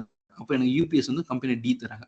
So A supplies monitor, B supplies CPU, C supplies mouse, D supplies keyboard, E is going to supply me some UPS. Okay, இது எல்லாத்தையும் நான் ஆர்டர் பண்ணியிருக்கேன். இது எல்லாமே நான் நினைக்கிறேன், இது எல்லாமே நான் வந்து டெல்லுன்னு ஒரு ஃபேக்ட்ரிலேருந்து நான் ஆர்டர் பண்ணுறேன், இல்லை ஹெச்பின்னு ஒரு ஃபேக்ட்ரிலேருந்து ஆர்டர் பண்ணுறேன். அப்படின்னா இவங்க 5 இந்த 4 கம்பெனியும் 4 விதமான இடத்துல இருக்கிறாங்க. ஆனா என்கிட்ட பொருள் வரும்போது ஒரே பொருளா வந்து சேர்ந்துருது. எப்படி அப்படின்னா, என்கிட்ட பொருளை கொண்டு வராங்கல்ல, ஒருத்தரும் டிரான்ஸ்போர்ட் பண்ணி கொண்டு வந்து அது வர வழியிலேயே இந்த 5 பேருக்கு, இந்த 4 பேர்கிட்ட இருந்து இந்த பொருளை வாங்கி அதுக்கு ஒரு பேக்கிங்கா மாத்தி என்கிட்ட வீட்டுக்கு வரும்போது எனக்கு ஒரு கம்ப்யூட்டர் என் கைக்கு வந்துடும். அப்போ என்ன நடக்குதுன்னா, ஆன் த வேல, அதாவது அந்த பொருள் டிராவல் ஆகிட்டு இருக்கும் போதே டிஃப்ரெண்ட் காம்பவுண்ட் கொண்டு வந்து அசம்பிள் பண்ணி ஒரே காம்பவுண்டை கொண்டு வந்து என்கிட்ட கொடுத்துட்றாங்க. அப்படி கொடுக்கப்படுற பொருட்களுக்கு பெஸ்ட் எக்ஸாம்பிள் தான் வந்து என்னது நான் சொன்ன இந்த கேஸ் ஸ்டடி, ரைட்டா? அப்போ அதுக்கு பேர் என்னது? Manufacture storage. இங்க மேனுஃபேக்சர் தான் எனக்கு அமுச்சு விட்றாங்க, ஆனா வர வழியிலே இன் டிரான்சிட், வர வழியிலே எல்லாம் ஒன்று சேர்ந்து மிக்ஸ் ஆகி என் கைக்கு வந்து சேர்ந்துடும். இதுதான் manufacturing storage with direct shipping and in transit merge அப்படின்னு சொல்றாங்க. உதாரணத்துக்கு சரி, இப்போ 2 ஃபேக்டரி மட்டும் எடுத்துப்போம். ஒரு ஃபேக்டரி வந்து ஷர்ட் கொடுக்குறாங்க, இன்னொரு ஃபேக்டரி வந்து பேண்ட் கொடுக்குறாங்க. உங்க யூனிஃபார்ம்ஸ் வருது. நாளைக்கு காலையில் உங்களுக்கு எல்லாருக்கும் என்ன பண்றாங்க, உங்க கம்பெனி வாசல்லே வச்சு நீங்க எல்லுக்குள்ள என்டர் ஆகும் போதே உங்க எல்லாத்துக்கும் புது யூனிஃபார்ம் கொடுக்குறாங்க. ஆனா யூனிஃபார்ம் ஷர்ட் வந்து பெங்களூர்ல இருந்து வருது, பேண்ட் வந்து சென்னையில இருந்து வருது, இல்ல ஹைதராபாத்ல இருந்து வருது. வர வழியிலேயே ஓசூர் ரீச் ஆகும் முன்னாடியே ஒரு இடத்துல வச்சு எல்லாமே ஒரு pant, one pant, one shirt ரெண்டுமே ஒன்னா பேக் பண்ணி உங்ககிட்ட கொண்டு வந்து கொடுத்துட்றாங்க. அதுக்கு பேர் தான் இன் டிரான்சிட் மெர்ஜ் நம்ம சொல்றோம். ஸோ இங்க வந்து வேர் ஹவுஸ் வைக்கல, டேரக்டா ஷிப்பிங் நடக்கும் போதே உங்ககிட்ட வந்து சேர்ந்துருச்சு. இன்னொரு நான் ஒரு குட் எக்ஸாம்பிள் சொல்றேன். ஓசூர் பக்கத்துல நிறைய ரெடிமேட் காங்கிரீட் மிக்சர்ஸ் இருக்குதா? அங்கங்க கன்ஸ்ட்ரக்ஷன் நடக்கிறனால அங்கங்க ஓடிக்கிட்டே இருக்கு. நீங்க பாத்துருக்கீங்களா? Yes or no? Readymade concrete mixers வண்டி பாத்துருக்கீங்களா? ஹலோ? Yes sir. அப்போ அது என்ன நடக்குது? ஒரு கொஞ்சம் மணல், கொஞ்சம் சிமெண்ட், கொஞ்சம் கல், கொஞ்சம் தண்ணி, இதை மட்டும் அந்த ரெடிமேட் காங்கிரீட் மிக்சர்ல உள்ள போட்டுருவாங்க. அது ஃபேக்ட் அந்த எந்த சைட்டுக்கு வரணுமோ, கன்ஸ்ட்ரக்ஷன் சைட்டுக்கு வரணுமோ, வர வழியே என்ன ஆகுது? இந்த 4மே மிக்ஸ் ஆகி ஒரு காங்கிரீட் மிக்சரா வந்து அந்த சைட்ல வந்து ஊத்திட்டு போயிடுவாங்க. நீங்க பாத்துருக்கீங்களா? அது வந்து ஒரு one of the good example for in transit merge. இங்க வந்து செங்கல் வந்து சாரி உங்க மணல் ஒரு இடத்துல இருந்து வருது, சிமெண்ட் ஒரு இடத்துல இருந்து வருது, தண்ணி ஒரு இடத்துல இருந்து வருது, ஸ்டோன்ஸ் இதெல்லாம் ஒரு இடத்துல இருந்து. ஸோ இப்போ ஒன்னொன்னு ஒரு இடத்துல இருந்து வந்து அந்த இன் டிரான்சிட்ல மிக்ஸ் ஆகி அந்த கஸ்டமரோட சைட்டுக்கு போயிடுது. இதுவும் one of the best example for manufacturing storage with direct shipping and in transit merge, right? அடுத்தது distributor storage with carrier delivery. இது நம்ம நார்மலான ஃபேக்டரியில இருந்து ஒரு வேர் ஹவுஸ்க்கு வந்துருது, இல்லாட்டி ஒரு டிஸ்ட்ரிபியூட்டர், இல்லாட்டி ஒரு ரீட்டைலர் கிட்ட வந்தது. அங்க போய் நீங்க பொருளை வாங்கிட்டு வரீங்க. சிம்பிளா சொல்றேன், உங்களோட டிமார்ட் இல்ல உங்க தெரு பக்கத்துல இருக்கு ஒரு நீல்கிரிஸ் இந்த மாதிரி இருக்குன்னா, ஃபேக்டரியில இருந்து மேனுஃபேக்சர் ஆகி விதவிதமான பொருட்கள் விதவிதமான இடத்துல இருந்து வந்து ஒரு டிஸ்ட்ரிபியூட்டர் சென்டர்லயோ இல்ல ஒரு ரீட்டைலரோ இல்ல அவங்க வச்சிருக்க வேர் ஹவுஸ்லயோ வந்து வந்தது. நீங்க அங்க போய் வாங்கிட்டு வரீங்க. நீங்க இங்க வந்து என்ன, கஸ்டமர் போய் வாங்கிட்டு வராங்க. ஸோ அப்போ இதுதான் வந்து warehouse storage by distributor and retailer. அங்க இருந்து டைரக்டா கஸ்டமருக்கு வந்து சிம்பிள். நீங்க உங்க வீட்டு பக்கத்துல இருக்கிற ஒரு க்ரோசரி ஷாப்ல போய் நீங்க ஆர்டர் பண்ணிடுறீங்க. ஆர்டர் பண்ணிட்டு நீங்க வீட்டுக்கு வந்துடுறீங்க. அவங்க என்ன பண்றாங்க, அந்த க்ரோசரி அந்த மளிகை ஜாமான உங்க வீட்டுல கொண்டு வந்து டெலிவரி பண்ணிடுறாங்க. நீங்க ஒரு நிறைய அமௌண்ட் வாங்குறீங்க அப்படின்னா உங்க வீட்லயே கொண்டு வந்து நிறைய பொருட்கள் வாங்குறீங்கன்னா உங்க வீட்டுக்கே கொண்டு வந்து உங்க டெலிவரி பண்ணிடுறாங்க. ஸோ இது வந்து ஒரு விதமான ஒரு டிஸ்ட்ரிபியூஷன் சிஸ்டம். ஸோ இங்க என்ன நடக்குது? Distribution storage with carrier delivery. அடுத்து நம்ம பார்க்க போறது வந்து distributor storage with last mile delivery. Okay, so for example இப்போ நான் ப்ரீவியஸ்லி சொன்னதுல என்ன நடந்துச்சு? பொருட்களை வந்து நிறைய இடத்துல இருந்து வந்து ஒரு இடத்துல வந்து வச்சிருக்காங்க. நீங்க போய் அங்க போய் வாங்கிட்டு வரீங்க. நீங்க தான் போய் வாங்கிட்டு வரீங்க அப்படின்னா distribution storage with carrier delivery, ரைட்டா? அதே பொருட்களை இது வந்து நான் சொன்ன மாதிரி இப்போ distribution storage with last mile டெலிவரினா, லாஸ்ட் மைல் டெலிவரினா என்ன? கடைசி உங்க டோர் ஸ்டெப்புக்கு கொண்டு வந்து கொடுக்குறாங்கல்ல, அதுதான் லாஸ்ட் மைல் டெலிவரி. ரைட்டா? ஸோ லாஸ்ட் மைல் டெலிவரியில் என்ன பண்றாங்க அப்படின்னா, நிறைய பொருட்கள் வந்து அந்த டிஸ்ட்ரிபியூஷன் சென்டர்ல, ரீட்டைல் சென்டர்ல இருக்கிறவங்களுக்கு வந்து கடைக்கு வந்துடுது. கடைக்கு வந்த பிறகு நீங்க கடைக்கு போய் நீங்க அந்த பொருட்களை என்னென்ன வேணும்னு ஆர்டர் பண்ணிடுறீங்க. அங்கிருந்து கொண்டு வந்து உங்க வீட்டுக்கு கொடுக்கப்படுது. உதாரணத்துக்கு ஒரு இப்போ இது வந்து அந்த கடையில இருக்கிற பொருட்கள் இப்ப இதே தான் என்ன பண்றோம், நம்ம இப்போ ஆன்லைன்ல ஆர்டர் பண்ணிடுறோம். இதை ஆன்லைன்ல பண்ணும்போது அந்த கடைகள்ல இருந்து டேரக்டா கொண்டு வந்து உங்க வீட்லயே கொண்டு வந்து கொடுத்துட்றாங்க. நீங்க நீங்க ஒரு ஸ்விக்கி, ஒரு ஜொமேட்டோல ஆர்டர் பண்ணும்போது உங்க வீட்டுக்கே பொருட்கள் உங்க வீட்டு வாசலுக்கே வந்து கொடுக்கப்படுறதுன்னா அதுக்கு பேர் தான் லாஸ்ட் மைல் டெலிவரி. சரியா? ஸோ அப்போ லாஸ்ட் மைல் டெலிவரினா ஒரு பொருளை கடைசியா உங்க கையிலேயே கொண்டு வந்து கொடுக்குறாங்க அப்படின்னா உங்க டோர் ஸ்டெப்ல இருந்து கொடுக்கறதுக்கு பேர் வந்து லாஸ்ட் மைல் டெலிவரி. சரி, இப்போ இன்னொன்னு இருக்கு. அதுக்கு பேர் வந்து manufacturer or distribution storage with customer pickup. இந்த இடத்துல என்ன நடக்கும் அப்படின்னா, ஒரு இடத்துல ரீட்டைலர் கிட்ட போய் பாக்குறாங்க, ஓகே இந்த பொருள் நல்லா இருக்கே, இது எங்களுக்கு வாங்கி கொடுக்கணும். அவங்க ரீட்டைலர் என்ன பண்றாரு, அவரு கம்பெனிஸ் கிட்ட ஆர்டர் பண்ணிடுறாரு. இந்த கம்பெனிஸ்காரங்க என்ன பண்றாங்க, வர வழியில கிராஸ் டாக்கிங் பண்ணி அவங்களுக்கு வந்து கொண்டு வந்து பிக்கப் சைட்ஸ்ல கொடுத்துட்றாங்க. பிக்கப் சைட்ஸ்ல இருந்து எடுத்துக்கிறாங்க. சரி, உங்களுக்கு புரியுற மாதிரி சொல்றேன். இப்போ நீங்க வந்து பால் வாங்குறீங்க. ஒரு சில இடங்கள்ல பாலை வந்து என்ன பண்றாங்க, டைரக்டா இப்போ ஒரு ஆவின் வச்சுக்கோங்க. தமிழ்நாட்டுல இருந்து ஆவின் இருக்கு. இப்போ ஒரு ஸ்டேட்லயும் ஒரு மில்க் ஏஜென்சி இருக்கு. ரைட்டா? அப்போ நான் ஆவின்ல பால் வாங்குறேன் அப்படின்னா, ஆவின்ல இருக்கவங்க என்ன பண்ணுவாங்க, டைரக்டா கொண்டு வந்து என் வீட்லயும் கொடுத்துருவாங்க. ஒரு ஆப்ஷன் அப்படி இருக்கு. சரியா? சில இடங்கள்ல பாத்தீங்கன்னா ஆவின் பூத்துன்னு ஒண்ணு இருக்கும். அந்த ஆவின் பூத்துக்கு வந்துடும். நீங்க போய் பூத்துல போய் வாங்கி, அந்த ஆவின் பால் பூத்துன்னு வாங்கி சென்னை சைட்ல பார்த்தா அந்த அந்த இடத்துல போய் நீங்க உங்களுக்கு தேவையான பாலை வந்து அந்த பால் பூத்துல ஒரு அட்டை மாதிரி கொடுத்துருவாங்க. நீங்க அட்டையில டிக் அடிச்சுட்டு 1/2 லிட்டர் வேணுமா 1 லிட்டர் வேணுமா எழுதி கொடுத்துருவாங்க. நீங்க அதை வாங்கிட்டு வந்துருவீங்க. உங்களுக்கு அது புரியுதா? ஸோ அந்த மாதிரி அந்த மாதிரி பால் பூத்துல போய் வாங்குறீங்க அப்படின்னா அது பிக்கப் சைட்ஸ். ரைட்டா? இப்போ சிம்பிளா சொல்றாங்க பாருங்களேன். இப்போ வந்து நீங்க வந்து ஒரு பொருட்களை வந்து ஒரு இடத்துக்கு அனுப்புறீங்க, ஒரு இடத்துல இருந்து இன்னொரு இடத்துக்கு அனுப்புறீங்க அப்படின்னா, இப்போ உங்க கம்பெனிக்கு ஒரு பொருள் வருது அப்படின்னா, உங்க கம்பெனில இருக்கிறவங்க போய் அந்த இடத்துல போய் அந்த பார்சலை கலெக்ட் பண்ணிட்டு வீட்டுக்கு உங்க கம்பெனிக்கு வருவாங்க. அதுக்கு பேர் வந்து பிக்கப் சைட்ஸ். ரைட்டா? ஒரு கேபிஎன் பார்சல் சர்வீஸ் மாதிரி ஒன்று இருக்குன்னா, அவங்க வந்து கேபிஎன் ஆஃபீஸ்னு ஒன்று இருக்குது. சரியா? ஓசூர்ல டைட்டனுக்கு பக்கத்துல, டைட்டன் ஷோரூம் பக்கத்துல வந்துட்டு டைட்டன் கம்பெனிக்கு பக்கத்துல நிறைய இந்த மாதிரி பிக்கப் சைட்ஸ் இருக்கும்.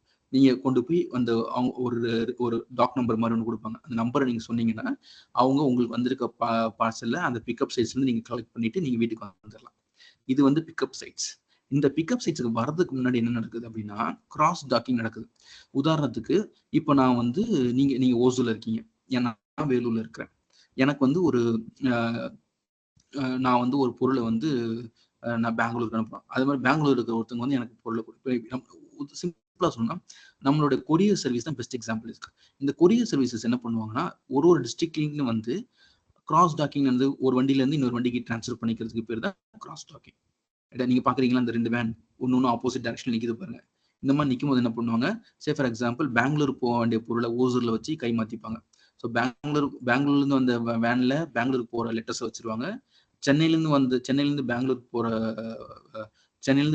போன லெட்டரை சென்னையில இருந்து வந்த வண்டி பெங்களூருக்கு போற வண்டியில மாத்திட்டு அப்படியே எக்ஸ்சேஞ்ச் பண்ணிப்பாங்க. அவங்க கொண்டு வந்தது இவங்க கிட்ட கொடுத்துருவாங்க, இவங்க கொண்டு வந்து அவங்க கிட்ட கொடுத்துருவாங்க. ஸோ இதுக்கு பேர் கிராஸ் டாக்கிங். நீங்க நிறைய பார்த்துருப்பீங்க. காலங்காலத்துல ஒரு 3 o'clock 4 o'clock பார்க்கும்போது நைட் டைம்ல ஹைவேஸ்ல பாருங்க நிறைய இந்த மாதிரி கிராஸ் டாக்கிங் ஆப்ரேஷன்ஸ் நடக்கும். ஏன்னா இப்போ நான் வந்து சென்னைக்குள்ள என்னோட வண்டி வந்து டிஎன் ரிஜிஸ்ட்ரேஷன், நீங்க வந்து ஒரு பெங்களூர் ரிஜிஸ்ட்ரேஷன் வண்டி வச்சிருக்கீங்கன்னா எனக்கு டாக்ஸ் பே பண்ண வேண்டியது இல்லை. இந்த ஒரு ஸ்டேட்ல இன்னொரு ஸ்டேட்டுக்கு போகும்போது என்னோட இந்த மாதிரி tollgate charges, extra tollgate charges இந்த மாதிரி ஏதாச்சும் அவாய்ட் பண்றதுக்காக மோஸ்ட்லி இந்த கிராஸ் டாக்கிங் வந்து ஃபாலோ பண்ணுவாங்க.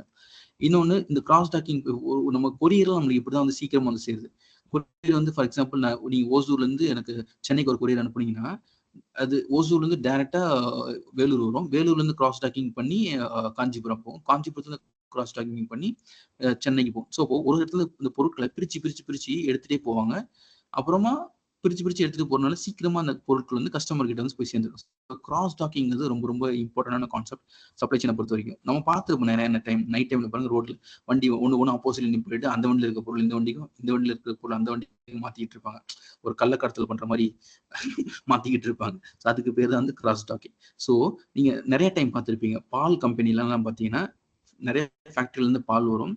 அது சீக்கிரமா கஸ்டமர்ஸ் கிட்ட போய் டிஸ்ட்ரிபியூட் பண்றதுக்காக அவங்க பிரிச்சு அனுப்புவாங்க. அந்த பிரிச்சு அனுப்பும் போது ஒரு இடத்துல இன்னொரு இடத்துக்கு போகும்போது கிராஸ் டாக்கிங் பண்ணி எக்ஸ்சேஞ்ச் பண்ணிப்பாங்க. அப்படி பால் என்ன பண்ணுது, காலையில சீக்கிரமா வந்து உங்க வீட்டு பக்கத்துல இருக்க அந்த பால் பூத்துக்கு வந்துருது. அங்க போய் நீங்க கஸ்டமர்ஸ் போய் பிக்கப் பண்ணிக்கிறாங்க. ஸோ அதுக்கு பேர் தான் பிக்கப் சைட்ஸ். ஸோ இப்போ என்ன பண்றாங்க, மேனுஃபேக்சரர், அதாவது பொருளை உற்பத்தி பண்றவங்க, இல்லாட்டி அந்த டிஸ்ட்ரிபியூட்டர், அவங்களும் என்ன பண்றாங்க, அந்த பொருள் விற்கிறாங்க. கஸ்டமர்ஸ் டைரக்டா போய் பிக் பண்ணி அந்த இடத்துல இருந்து பொருள் எடுத்துக்கிறாங்க. அதனால அதுக்கு பேரு manufacturer or distributor storage with customer pickup. புரியுதா இப்போ உங்களுக்கு? இப்போ நீங்க இந்த இடத்துல நம்ம வந்து ரெண்டு கான்செப்ட் படிச்சிருக்கோம். கிராஸ் டாக்கிங்னா என்ன நம்ம கத்துக்கிட்டோம், பிக்கப் சைட்ஸ்னா என்ன நம்ம கத்துருக்கோம். சரியா? அதுக்கு எக்ஸாம்பிள்ஸ் நம்ம பார்த்தோம். ஸோ இப்போ கஸ்டமரே வந்து இந்த ரீட்டைல் ஸ்டோர்ஸ்ல வந்து கஸ்டமரே வந்து பிக்கப் பண்ணிட்டு போறதுனால என்ன ஆகுதுன்னா, கஸ்டமர்ஸ் வரும்போது எனக்கு அந்த பொருளை இல்லைன்னு சொல்ல முடியாது. ஸோ அதனால இன்வென்ட்ரி வந்து ஜாஸ்தியா மெயின்டைன் பண்ண வேண்டியிருக்கு. கஸ்டமரே வந்து என்கிட்ட வந்து பொருளை வாங்கிட்டு போறதுனால என்னுடைய டிரான்ஸ்போர்டேஷன் காஸ்ட் ரொம்ப ரொம்ப கம்மியாகும். ஏன்னா நான் பொருட்களை கம்பெனில இருந்து மேனுஃபேக்சர் கிட்ட இருந்து வந்து என்னுடைய ஃபெசிலிட்டி மட்டும் வச்சா போதும், கஸ்டமர் வந்து வாங்கிட்டு போயிடுறாங்க. அப்புறம் ஃபெசிலிட்டிஸ் அண்ட் ஹேண்ட்லிங் காஸ்ட் கண்டிப்பாவே ஜாஸ்தியா தான் இருக்கும். ஏன்னா நிறைய பிக்கப் சைட்ஸ் இருக்கிறதுனால நான் எல்லா இடத்துலயும் பொருளை வைக்கணும். அதே மாதிரி என்ன ஆகுது, பொருள் வைக்க வேண்டிய இடத்துல அங்கங்க ஏத்தி இறக்க வேண்டியிருக்கு பொருட்களை. ஸோ அப்போ ஃபெசிலிட்டிஸ் அண்ட் ஹேண்ட்லிங் சார்ஜஸ் கண்டிப்பாவே ஜாஸ்தியா இருக்கும். அதே இது இன்ஃபர்மேஷன் பார்த்தீங்கன்னா, ஓகே, கண்டிப்பா இன்ஃபர்மேஷன் வந்து நிறைய இன்வெஸ்ட்மெண்ட் தேவைப்படும். ஏன்னா ஆன்லைன் சார்ஜஸ், ஆர்டர் வரும், ஃபோன் ஆர்டர்ஸ்லாம் வரும். ஸோ இதெல்லாம் பில்ட் பண்ணணும்னா இங்க இன்ஃபர்மேஷனோட ரோல் வந்து ரொம்ப ரொம்ப முக்கியம். அதே இது சர்வீஸ் ஃபேக்டரியில் எடுத்துக்கிட்டீங்கன்னா, ரெஸ்பான்ஸ் டைம். கஸ்டமர் வந்து அன்னைக்கு ஆர்டர் பண்ணி அன்னைக்கு வந்து பொருளை கேட்பாங்க. சேம் டே டெலிவரின்னு ஒரு கான்செப்ட் இருக்கு. அதாவது ஆர்டர் பண்ண அன்னைக்கே பொருளை வந்து டெலிவரி பண்ணிடுவாங்க. ஸோ சேம் டே டெலிவரி, அதுக்கு எக்ஸ்ட்ராவா காசு ஆகும். ப்ராடக்ட் வெரைட்டி அதை பொறுத்து இருக்கும். ப்ராடக்ட் வெரைட்டி கம்மியாக தானே இருக்கும். நிறைய பொருட்களை வச்சு இந்த மாதிரி இடத்துல வச்சு மெயின்டைன் பண்ண முடியாது. அப்போ ப்ராடக்ட் அவைலபிலிட்டி என்ன ஆகும், நிறைய ப்ராடக்ட் நீங்க எல்லா நேரத்துலையுமே நீங்க அந்த ப்ராடக்ட் அவைலபிளா வச்சிருந்தா தான் கஸ்டமர் வாங்க முடியும். ஸோ கஸ்டமர் எக்ஸ்பீரியன்ஸ் எப்படி இருக்கும், சில பேருக்கு ஓகே நேர்ல வந்து வாங்குறது பிடிச்சிருக்கும், சில பேருக்கு ஆன்லைன்ல வாங்குற மாதிரி இருந்தால் தான் ஐ மீன் அவங்க வந்து கஸ்டமர் நான் போய் வாங்கவா, என் வீட்லயே கொண்டு வந்து கொடுத்துருங்களேன் அப்படின்னு சொல்றவங்க இருப்பாங்க. அப்புறம் டைம் டு மார்க்கெட், அது வந்து என்ன, ஹையஸ்ட் அமௌண்ட் டிஸ்ட்ரிபியூஷன். ஏன்னா இதுதான் வந்து குயிக்கா கஸ்டமருக்கு உடனே போய் கஸ்டமர் தேவையை வந்து நம்ம அறிஞ்சு அதுக்கேற்ற மாதிரி நம்ம சர்வீஸ் கொடுத்துடலாம். ஸோ டைம் டு மார்க்கெட் வந்து கண்டிப்பா இந்த ஆப்ஷன்ல தான், இந்த டிஸ்ட்ரிபியூஷன் நெட்வொர்க்ல தான் கண்டிப்பா ஜாஸ்தியா இருக்கும். ஆர்டர் விசிபிலிட்டி வந்து கஷ்டம். ஏன்னா ஃபோன்ல ஒரு ஆர்டர், சில ஆர்டர் பிசிக்கலா வரும், சில ஆர்டர் வந்து அந்த பிக்கப் சைட் மூலியமா போறதுனால ட்ரேசபிலிட்டி சம்டைம்ஸ் ஆர்டரோட விசிபிலிட்டி கம்மியா இருக்கலாம்.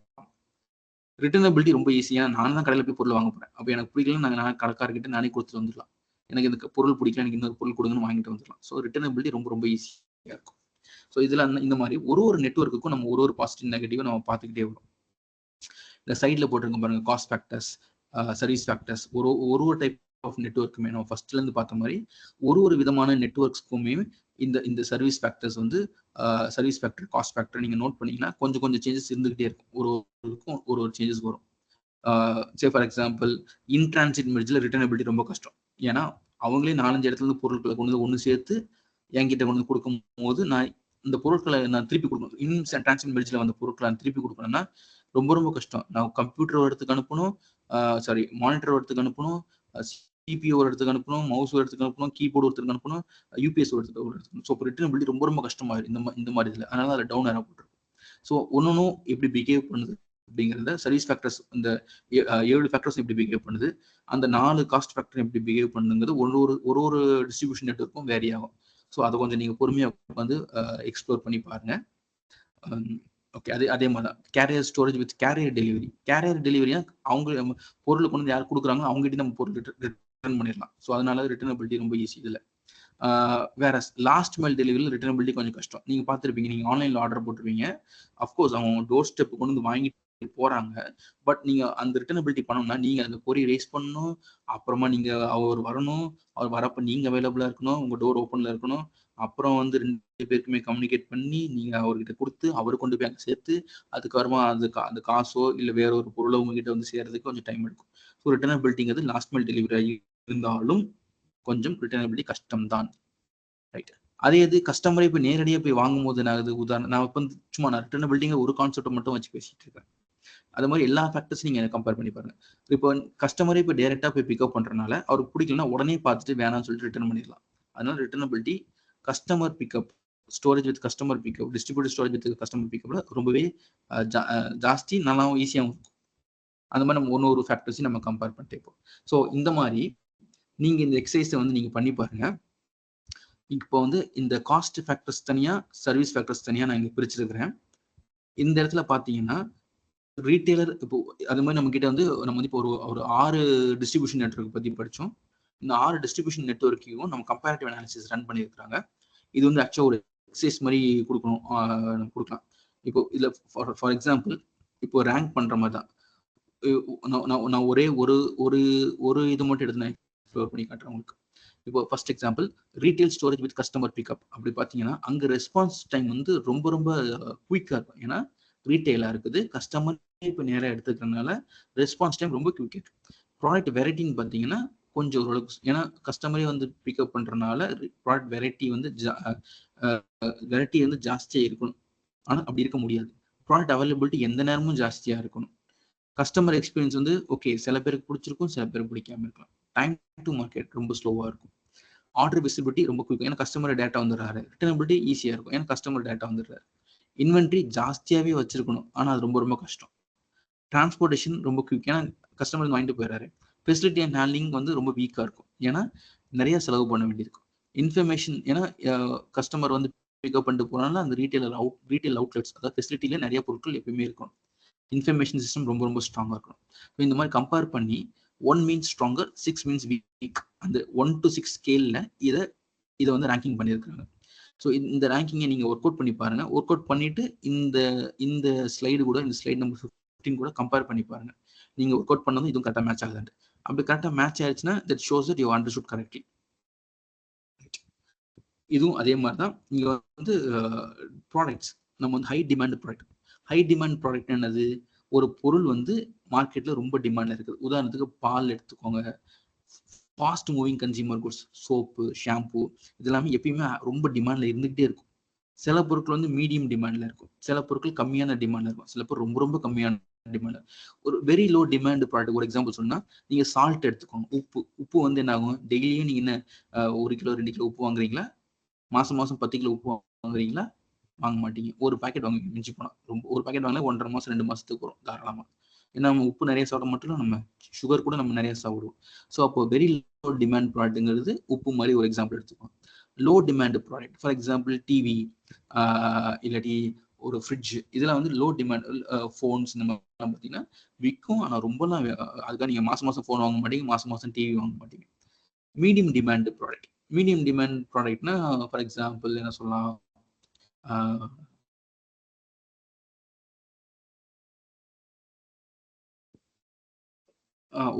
ஒரு பேட்டரி சார்ஜர்ஸ், பேட்டரிஸ் எடுத்துக்கணும். இதே can come under medium demand product. High demand product like கோதுமை மாவு, நூடுல்ஸ், இதெல்லாம் they all come under fast moving consumer goods. So அது எல்லாமே ஹை டிமாண்ட் ப்ராடக்ட். அதே மாதிரி ப்ராடக்டோட வேல்யூவை பொறுத்தும். அப்புறம் மெனி ப்ராடக்ட் சோர்சஸ், அதாவது ஒரு பொருளை உற்பத்தி பண்றதுக்கு நிறைய இடத்துல இருந்து நீங்க சோர்ஸ் பண்றீங்க அப்படின்னா அதுவுமே கொஞ்சம் பாதிக்கும் இல்லையா? அப்புறம் ஹை ப்ராடக்ட் வேல்யூனா அதான் நான் சொன்ன மாதிரி டிவியோ தங்கமோ அந்த மாதிரி.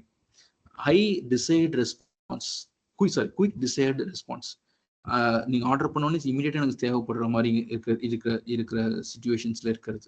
ஸோ அதுல பாத்தீங்கன்னா அவங்க என்ன சொல்றாங்க, distribution storage with last mile delivery. கரெக்டா?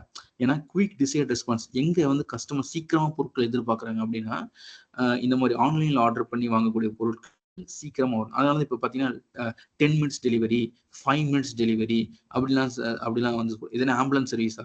சாப்பாடு அவ்வளவு வேகமா சாப்பிடணுமா என்ன நம்ம? ஸோ அப்போ குயிக் டிசைர்ட் ரெஸ்பான்ஸ் வந்து ஆம்புலன்ஸ் மாதிரி சர்வீசஸ்க்கு ஓகே.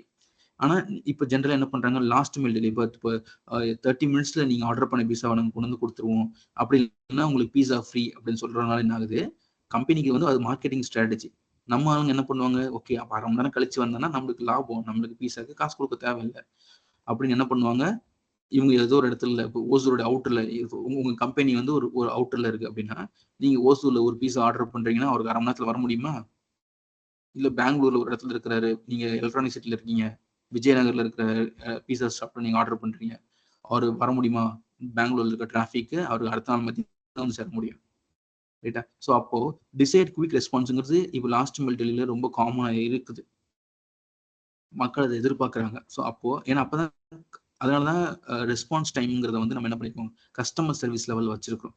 ஸோ இந்த எக்ஸாம்பிளில் பாருங்க, குவிக் டிசைட் ரெஸ்பான்ஸ் +1 யாருக்கு இருக்கு, distributor storage with last mile delivery இருக்கு. ஸோ இப்போ நீங்கள் ஒன்னொன்று கம்பேர் பண்ணி பார்த்தீங்கனாலே தெரிஞ்சிடும் எந்த ப்ராடக்ட்டுக்கு நீங்கள் எந்த நெட்வொர்க்கை செலக்ட் பண்ணணுன்ட்டு. அப்போ குயிக் டிசைட் ரெஸ்பான்ஸ் இருக்கணும்னா நான் எந்த நெட்வொர்க்கு போகணும், இந்த இடத்துல ரெஸ்பான்ஸ் டைம் ஜாஸ்தியாக இருக்கணும்னா அவங்க அப்போ அது எந்த நெட்வொர்க்,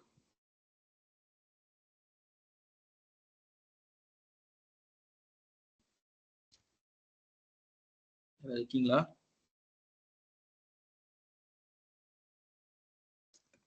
குயிக் டிசைட் ரெஸ்பான்ஸ் இருக்கணும்னா எந்த நெட்வொர்க் ப்ரிஃபர் பண்ணணும்? Hello sir, distributor storage with last mile delivery இந்த நெட்வொர்க் நம்ம யூஸ் பண்ணணும். சரி, அந்த மாதிரி ஒருவருக்கும் நம்ம ஒரு நெட்வொர்க் வச்சிருக்கோம். ஹை டிமாண்ட் ப்ராடக்ட்னாலும் நம்ம லாஸ்ட் மைல் டெலிவரி கஸ்டமருக்கு சீக்கிரமாக கொண்டு போய் சேர்க்கணும். அதே மாதிரி நம்ம வேற என்ன சொல்றோம், நிறைய ப்ராடக்ட் வந்து சோர்ஸ் பண்ணி ஒரு இடத்துல வச்சு கொடுக்கணும்னாலும் நம்ம லாஸ்ட் மைல் டெலிவரி. ஸோ ஒரு நெட்வொர்க்குக்கும் எந்த ஒரு ப்ராடக்ட்டுக்கு ஏற்ற மாதிரி நம்ம நெட்வொர்க்கை செலக்ட் பண்ணணும். அப்போ அந்த அந்த அந்த ப்ராடக்ட்டுக்கு நம்ம எந்த நெட்வொர்க் வேணும். உதாரணத்துக்கு நம்ம ஹை ப்ராடக்ட் வேல்யூ, அந்த பொருட்களோட மதிப்பு ஜாஸ்தியாக இருக்கணும், நம்ம என்ன பண்ணணும், manufacture storage with in transit shipping, இல்லாட்டி distribution storage with package carrier delivery. So இந்த மாதிரி சிஸ்டத்தை வந்து நம்ம அடாப்ட் பண்ணணும், ரைட்? அப்புறம் இப்போ நம்ம இன்னும் அடுத்து நம்ம பார்க்க போகிறது வந்து ஆன்லைன் சேல்ஸ்னால என்னெல்லாம் இம்பாக்ட் நடக்குது அப்படிங்கிறத நம்ம கம்பேர் பண்ண போகிறோம். அதே தான் கஸ்டமர் சர்வீஸ்க்கும் காஸ்ட் ஃபேக்டர்ஸ்க்கும் நடுவில் இது வந்து எப்படி வந்து ஆன்லைன் சேல்ஸ் வந்து அஃபெக்ட் பண்ணுது அப்படிங்கிறத பார்க்க போறோம். நம்ம ஒரு சில எக்ஸாம்பிள்ஸ் மட்டும் தான் பார்க்க போறோம். ஃபார் எக்ஸாம்பிள், ஆன்லைன்ல வந்து டெல் வந்து என்ன பண்ணாங்கன்னா ஒரு 2000 வரைக்கும் 2000 வரைக்கும் அவங்க கிட்ட வந்து ரீட்டைல் ஷோரூம்ஸ் கிடையாது. டெல் வந்து ஆன்லைன்ல தான் பொருள் வித்துக்கிட்டு இருந்தாங்க. ஆன்லைன்ல நீங்க கஸ்டமைஸ் பண்ணி சொன்னீங்கன்னா உங்க கஸ்டமைஸ்ட் ஆர்டருக்கு ஏற்ற மாதிரி அவங்க வந்து கம்ப்யூட்டர் அசம்பிள் பண்ணி உங்களுக்கு கொண்டு வந்து கொடுப்பாங்க. ஆனா ஒரு 2000 அப்புறம் என்ன பண்றாங்க, அவங்க ரீட்டைல் ஷோரூம்ஸ் ஓப்பன் பண்ணி ஆல்மோஸ்ட் லைக் 2006 கூட ஆயிடுச்சு அவங்க ரீட்டைல் ஷோரூம்ஸ் ஓப்பன் பண்ணும்போது. ரீட்டைல் ஷோரூம்ஸ் ஓப்பன் 2009 நினைக்கிறேன் அவங்க ரீட்டைல் ஷோரூம் ஓப்பன் பண்ணும்போது. ஸோ ரீட்டைல் ஷோரூம்ஸ் ஓப்பன் பண்ணதுக்கு அப்புறமா நீங்க வந்து கடையில போய் பொருள் அவங்க லேப்டாப் வாங்க முடியும். அதுக்கு முன்னாடி வரைக்கும் நீங்க கடையில வாங்க முடியாது. ஆன்லைன்ல ஆர்டர் பண்ணீங்கன்னா பாண்டிச்சேரியில் அவங்க வேர் ஹவுஸ் இருக்கும், அந்த வேர் ஹவுஸ்ல அவங்க அசம்பிள் பண்ணி உங்களுடைய நீங்க என்ன கான்ஃபிகரேஷன் கேட்டீங்களோ அதுக்கேற்ற மாதிரி அவங்க லேப்டாப் அசம்பிள் பண்ணி உங்களுக்கு கொடுப்பாங்க. ஸோ அப்போ நீங்க டிஃபரன்ஸ் பாக்குறீங்க, -1 negative, -2 very negative, +1 positive, +2 very positive. அப்போ ரெஸ்பான்ஸ் டைம் என்ன ஆகுது, கஸ்டமைஸ்டா வாங்கும் போது நெகட்டிவ்ல இருந்துச்சு. ஆனா அதே இது impact of standard laptops already இப்போ கஸ்டமைஸே பண்ண முடியல அப்படின்னா அது வந்து கஸ்டமர்ஸ்க்கு பிடிக்காது இல்லை, அவங்களுக்கு ஏற்ற மாதிரி பொருட்கள் இருந்தால் தான் பிடிக்கும். இப்போ நீங்க கடைக்கு போறீங்க, நீங்க ஒரு ஹை கான்ஃபிகரேஷன் லேப்டாப் வாங்கணும் அப்படின்னா நீங்க சொல்ற கான்ஃபிகரேஷன் அங்கே லேப்டாப் இருக்காது. அவங்க ஆல்ரெடி லேப்டாப் செஞ்சு வச்சிருக்காங்க, செஞ்சு வச்சிருக்க லேப்டாப் தான் நீங்க வாங்கிட்டு வரணும், அசம்பிள் பண்ணி வச்சிருக்க லேப்டாப் தான் நீங்க வாங்கிட்டு வரணும். ஸோ அதனால ஸ்டாண்டர்ட் லேப்டாப்ஸ்ல வந்து வெரி நெகட்டிவ் ரெஸ்பான்ஸ் டைம். அதே மாதிரி ப்ராடக்ட் அவைலபிலிட்டி பார்த்தீங்கன்னா ரெண்டுத்துலையுமே ஜாஸ்தியாக இருக்குது. இது வேற இதில் ஆர்டர் விசிபிலிட்டி பாருங்க, கஸ்டமைஸ்ல வந்து +1 கொடுத்துருக்காங்க, ஏன்னா அது வந்து பாசிட்டிவாக இருக்குது. இம்பாக்ட் ஆஃப் ஸ்டாண்டர்ட் லேப்டாப்ஸ்ல ஒன்றுமே நியூட்ரல், ஏன்னா ஆஃப்கோர்ஸ் நியூட்ரல் தான், ஏன்னா நீங்களே போறீங்க, நீங்களே போய் நீங்களே வாங்கிட்டு வந்துடுறீங்க. ஸோ அந்த மாதிரி ஒரு சேல்ஸையும் நம்ம கம்பேர் பண்ணியிருக்கோம். உதாரணத்துக்கு கஸ்டமைஸ் பண்ணி வாங்குறதுக்கும் ஸ்டாண்டர்டாக அவைலபிளாக இருக்கிற லேப்டாப்ஸ் மார்க்கெட்டில் போய் வாங்குறதுக்கும் சில நேரங்களில் ஸோ இதுக்கேற்ற மாதிரி நம்ம கஸ்டமருக்கு டிஃப்ரெண்ட் எக்ஸ்பீரியன்ஸ் கொடுக்கறதுக்காக நம்ம என்ன பண்ணலாம், டெய்லர்டு சப்ளை செயின் நெட்வொர்க் உருவாக்கலாம். டெய்லர்டு சப்ளை செயின் நெட்வொர்க்னா பாதி இதாகவும் ஹைபிரிட் மாடல், சிம்பிளா சொன்னா ஹைபிரிட் மாடல். ஒரு ஸ்டேஜ் வரைக்கும் அதாவது மல்டிபிள் ஆப்ஷன்ஸ் கொடுக்கும். ஒரு சில பொருட்களை நீங்க இப்போ ஒன்று சிம்பிளா சொல்றேன் பாருங்க, ஒரு ஃபுட்டை நீங்க ஹோட்டல்ல போய் எக்ஸ்பீரியன்ஸ் பண்ணலாம், ஒரு ஃபுட்டை நீங்க ஆன்லைன்ல வாங்கி வீட்டில் வச்சு சாப்பிடலாம். ஸோ அப்போ ஒரு ரெஸ்டாரண்ட் என்ன பண்ணுது, உங்களுக்கு 2 விதமான நெட்வொர்க். கஸ்டமர் வந்து நீங்க போய் பிக்கப் பண்ணி நீங்க சாப்பாடை ஒன்று போய் நீங்களே சாப்பிடலாம், செல்ஃப் டைன் பண்ணலாம், இல்லை டேக் அவே பண்ணலாம், இல்லை you are சம்மோன் to take away like Swiggy Zomato, you are சம்மோன் to take away on your because of. நீங்க தான் ஆர்டர் பண்ணீங்க, உங்களுக்கு வேற யாரும் கொண்டு கொடுக்குறாங்க. ஸோ 3 விதமான நெட்வொர்க் பாசிபிள் ஒரு சின்ன ஹோட்டல்ல. அந்த மாதிரி இன்னைக்கு எல்லா பொருட்களுக்கும் அந்த மாதிரி வந்துருச்சு. ரைட்டா? ஸோ அப்போ இதுக்கேற்ற மாதிரி நம்ம டிஸ்ட்ரிபியூஷன் சேனல்ஸ், ஹைபிரிட் சேனல்ஸை நம்ம மாற்ற வேண்டியிருக்கு. இப்போ அமேசான் பார்த்தீங்கன்னா ஃபர்ஸ்ட் வந்து அமேசான் ஆரம்பிக்கும் போது அவங்க புக்கு விற்கிறதுக்காக தான் உள்ள மார்க்கெட்டில் ஆரம்பிச்சாங்க. ஸோ அமேசான் வந்து புக்கு வித்துட்டு இருந்தாங்க. இப்போ ஆன்லைனுக்கு மாறிட்டாங்க. இப்போ அமேசான் வந்து online books, online products. Same with ஃப்ளிப்கார்ட்டும் ஃபர்ஸ்ட் ஆரம்பிக்கும் போது புக்ஸ்க்காக தான் ஆரம்பிச்சாங்க. அப்புறம் போக போக எல்லா பொருட்களும் விற்க ஆரம்பிச்சிட்டாங்க. நீங்கள் பைக்கு, கார் வரைக்கும் நீங்கள் வாங்கலாம். ஸோ அதே மாதிரி 2 எக்ஸாம்பிள்ஸ் நம்ம கிட்ட இருக்கு, அமேசான், ஃப்ளிப்கார்ட் இந்த மாதிரி. ஸோ இதுல எப்படி இருக்கு, இந்த காஸ்ட் ஃபேக்டர்ஸும் கஸ்டமர் சர்வீஸ் லெவல் ஃபேக்டர்ஸும் எப்படி இன்ஃப்ளூயன்ஸ் பண்றதுங்கிறது ஒரு சார்ட் மாதிரி கொடுத்துருக்காங்க. அதே மாதிரி தான் அது ஆன்லைன் புக்ஸ்ல அமேசான் வாங்குறதுக்கும் இப்போ வந்து அமேசான் வந்து எல்லாமே இப்போ பார்த்தீங்கன்னா அமேசான்ல படம், அமேசான் பிரைம்னு வந்துட்டு ஓடிடி சேனல் வரைக்கும் அவைலபிளா இருக்கு. இது வந்து பியா போடுங்கிறது ஒன்றும் இல்லை. எப்படி சொல்லணும்னா அந்த ஊரில் இருக்கிற ஆன்லைன் க்ரோசரி ஷாப், மளிகை கடை. சரியா? ஸோ அந்த இடத்துல எப்படி இருக்கு அப்படிங்கிறத சொல்லியிருக்கிறாங்க. இப்போ ஃபர்ஸ்ட் வந்து கடைக்கு போய் வாங்கிட்டு இருந்தாங்க. இப்போ பியா போடுங்கிற ஒரு ஆன்லைன் க்ரோசரி ஷாப்ல வாங்கினீங்கன்னா அவங்க என்ன பண்ணுறாங்க, இமீடியட்டா உங்களுக்கு 3 hours 4 hours கொண்டு வந்து கடையில் கொடுத்துட்றாங்க. சரி, வீட்டில் கொண்டு வந்து கொடுத்துறாங்க. நெட்ஃப்ளிக்ஸ் வந்து உங்களுக்கு தெரியும். நெட்ஃப்ளிக்ஸ் வந்து ஃபர்ஸ்ட் ஆரம்பிக்கும் போது ஒரு டெக்குன்னு ஒன்று இருந்துச்சு, கேசட் பிளேயர்ஸ். படத்தை வந்து டெக்கில் பார்த்தோம்பாங்க. அதில் ஆரம்பிச்சிருக்காங்க. அதாவது படங்களை வாடகை ரெக்கார்ட் பண்ணி வாடகைக்கு விட்டுட்டு இருந்த கம்பெனி தான் நெட்ஃப்ளிக்ஸ். அதுதான் என்ன ஆகுது, ஸ்லோவாக டிவிடிக்கு வந்தாங்க. டிவிடிலேருந்து இப்போ என்ன பண்ணிட்டாங்க, டேரெக்டாக டிஜிட்டல் கண்டென்ட், அது ஓடிடி வெப்சைட்டாக மாறிடுச்சு. ரைட்டா? நெட்ஃப்ளிக்ஸ் வந்து டிவிடி கடை தான். அது டிவிடி கடையை வந்து சிடி கடை முன்னே நம்ம ஊரில் அந்த மாதிரி டிவிடி கடையாக இருந்தது. இப்போ என்ன ஆயிடுச்சு, ஆன்லைன் ஓடிடி பிளாட்ஃபார்மாக மாறிடுச்சு. ஸோ அப்போ பிஸ்னஸ் பண்ணதுக்கும் இப்போ பிஸ்னஸ் பண்ணதுக்கும் என்ன டிஃப்ரென்சஸ் இருக்குது அப்படிங்கிறத சொல்கிறாங்க. ஓகே, அப்புறம் இப்போ வந்து அப்போ டிஸ்ட்ரிபியூஷன் நெட்வொர்க்ஸ் வந்து எப்படி டிசைன் பண்ணணும் அப்படின்னா, ஃபர்ஸ்ட் வந்து முடிவு பண்ணணும், இந்த டிஸ்ட்ரிபியூஷன் நெட்வொர்க்கை யார் வந்து உரிமை கொண்டாடுறான், அந்த பொருளை விற்கக்கூடிய அந்த கம்பெனியே வைக்க போதா, இல்லை கம்பெனி சார்பாக வேற யாராவது வச்சுக்க போறாங்களா அப்படிங்கிறத நம்ம ஃபர்ஸ்ட் முடிவு பண்ணணும். அதை வச்சுதான் அப்புறம் யாரு வந்து பொருட்களை வந்து கொடுக்க போறா, அந்த உற்பத்தி பண்றவரே சப்ளையரே கொண்டு வந்து கொடுக்க போறாரா, இல்லை அந்த கஸ்டமர் போய் பிக்கப் பண்ண போறாரா. ஆல்ரெடி சொன்ன இந்த கொஸ்டின்ஸ்க்கு ஏற்ற மாதிரி நம்ம பண்ணணும். அதே மாதிரி மார்க்கெட்ல சேஞ்சஸ் நடக்கிற மாதிரி ஒரு அடாப்டபிள் டிஸ்ட்ரிபியூஷன் நெட்வொர்க்காக இருக்கிறது என்னைக்குமே நல்லது. நான் ஆல்ரெடி சொன்ன மாதிரி தான், ஒரு பொருள் கஸ்டமரே போய் வாங்கிக்கிறது, இல்லை கஸ்டமர் வீட்டு தேடி போய் நம்ம கொண்டு போய் கொடுக்கறது, இல்லை ஒரு பொருளை கொண்டு வந்து ஒரு இடத்துல வச்சிருவேன், கஸ்டமர் அங்கேருந்து எடுத்துட்டு போய்க்கிட்டோம். அப்போ எல்லா விதமான கஸ்டமர்ஸ்க்கும் என்னோட டிஸ்ட்ரிபியூஷன் நெட்வொர்க் ஃபிளெக்சிபிளாக இருக்கணும், அடாப்டபிளாக இருக்கணும். மார்க்கெட்டில் என்ன சேஞ்சஸ் நடந்தாலும் அதுக்கேற்ற மாதிரி என்னால் அந்த நெட்வொர்க் டிஸ்ட்ரிபியூஷன் நெட்வொர்க்கை டிசைன் பண்ண முடியணும். அப்போ அடாப்டபிளாக இருக்கும். மெயினாக அப்போ எதை வந்து பண்ண முடியும், ப்ராடக்டோட ப்ரைஸ், கமோடிடைசேஷன், கிரிட்டிகாலிட்டி. இதுதான் வந்து அந்த என்ன டைப் ஆஃப் நெட்வொர்க்குங்கிறது பேசிக்காக டிசைட் பண்ணக்கூடியது. ப்ராடக்டோட காசு ஜாஸ்தியாக இருக்க பொருளை வந்து கஸ்டமர் நினைப்பாங்க, காசு ஜாஸ்தியாக இருக்கு, தங்கம் இருக்குது, தங்கத்தை வந்து யாரும் நீங்கள் ஆன்லைனில் எனக்கு அமுச்சு விட்டுன்னு சொல்லுவாங்களா? எனக்கு வந்து நீங்கள் ஸ்விக்கியில் ஜெப்டோவில் ஆர்டர் பண்ணுறேன், நீங்கள் தங்கத்தை வந்து எனக்கு ஒரு ஒரு ஒரு ஒரு 1 கிராம் கோல்டு வந்து நீங்கள் எனக்கு வீட்டுக்கு கொடுத்து விட்டுருங்கன்னு யாராவது சொல்லுவீங்களா? மாட்டீங்க. ஏன்னா நீங்கள் போய் பார்க்கணும், நல்லா தான் செக் பண்ணணும். ப்ராடக்ட் ப்ரைஸ் ஜாஸ்தியாக customers are more interested to go personally and get it. ஒரு வீடு வாங்குறீங்க அப்படின்னா நீங்கள் வீடு எப்படி இருக்குன்னு போய் பார்த்து தான் வாங்குவீங்க. இல்லை நான் ஆன்லைனில் ஆர்டர் பண்ணி ஆன்லைனில் வீடு வாங்கிட்டேன்னு யாரும் சொல்கிறாங்களா? கிடையாது. ஸோ அப்போ என்ன சொல்கிறாங்க வரேன்னா, ப்ராடக்டோட ப்ரைஸ் ஜாஸ்தியாக கஸ்டமர்ஸ் வந்து நேராக போய் பார்த்து பொருளை அவங்களே வாங்கிட்டு வர்றதை தான் விரும்புகிறாங்க. அப்புறம் கமோடிடைசேஷன்னா கமோடிட்டி ஆர் லைக் எப்படி அந்த பொருட்களை கஸ்டமைஸ் பண்ணி வாங்குறதா. இப்போ ஒரு டெய்லர் கிட்ட போய் ஒரு ட்ரெஸ் வாங்குறீங்க அப்படின்னா உங்களுக்கு ஃபிட்டு கரெக்டாக இருக்குன்னு பார்த்து வாங்குறது, அது கமோடிடைசேஷன். எப்படி மார்க்கெட்டிங் பண்றாங்க. அப்போ கிரிட்டிகாலிட்டி, அந்த பொருளுடைய தன்மை என்னவா இருக்கு, இதெல்லாம் வச்சுதான் வந்து அந்த டிஸ்ட்ரிபியூஷன் நெட்வொர்க்ஸை டிசைன் பண்றாங்க. But what ever it is given, ஒரு நல்ல இன்டர்நெட் கனெக்டிவிட்டி இருக்கணும். இருந்தால் தான் அந்த ஃபிசிக்கல் நெட்வொர்க், டிஸ்ட்ரிபியூஷன் நெட்வொர்க் வந்து ஃபிசிக்கல் நெட்வொர்க்கோட கனெக்ட் பண்ணிருக்கணும். அதாவது retail facilities, handling systems, retail outlets, distribution centres, manufacturing units, எதுவும் சப்ளையர் யூனிட்ஸ், வேர் ஹவுசஸ், என்ன வேணாலும் இருக்கட்டும், இதெல்லாம் ஃபிசிக்கல் மாடல் இருக்கு. இதெல்லாம் நல்லா ஒர்க் ஆகும்னா இவங்களுக்கு நடுவில் கம்யூனிகேஷன்ஸ் கரெக்டாக இருக்கணும். அப்படி கம்யூனிகேஷன் கரெக்டாக இருக்கணும்னா அங்கே இன்டர்நெட் ஃபெசிலிட்டி கண்டிப்பாக ரொம்ப நல்லா இருக்கணும். ஸோ இது எல்லாமே வந்து இந்த ஃபெசிலிட்டிஸ் வந்து நம்ம வந்து பார்க்கணும். சரியா? ஸோ இதான் வந்து ஸோ இதெல்லாம் டிஸ்கஷன் கொஸ்டின்ஸ், இதை கொஞ்சம் பார்த்துக்கோங்க. ஸோ நம்ம நெக்ஸ்ட் இந்த மாடியூலோட செகண்ட் பார்ட் வந்து நெட்வொர்க் டிசைனை இன்ஃப்ளூயன்ஸ் பண்ணக்கூடிய ஃபேக்டர்ஸ் என்ன அப்படிங்கிறத நம்ம பார்க்குறோம். அப்புறம் what are the phases in design decisions, so இதெல்லாம் நம்ம பார்க்க போகிறோம். அப்புறம் கெப்பாசிட்டி லொகேஷன், ஃபெசிலிட்டி லொகேஷன், இதை பற்றி. ஸோ இதில் இன்னொரு ஜஸ்ட் ஒரு கொஞ்சம் தான் இருக்கு. So role of network design, இந்த நெட்வொர்க் டிசைனை எதெல்லாம் முடிவு பண்ணுது அப்படின்னா ஃபெசிலிட்டி ஒரு ஒரு ஒரு 5 ஃபேக்டர்ஸ் வந்து இதை டிசைட் பண்ணுறது. ஃபர்ஸ்ட் ஃபேக்டர் என்ன அப்படின்னா ஃபெசிலிட்டி ரோல்.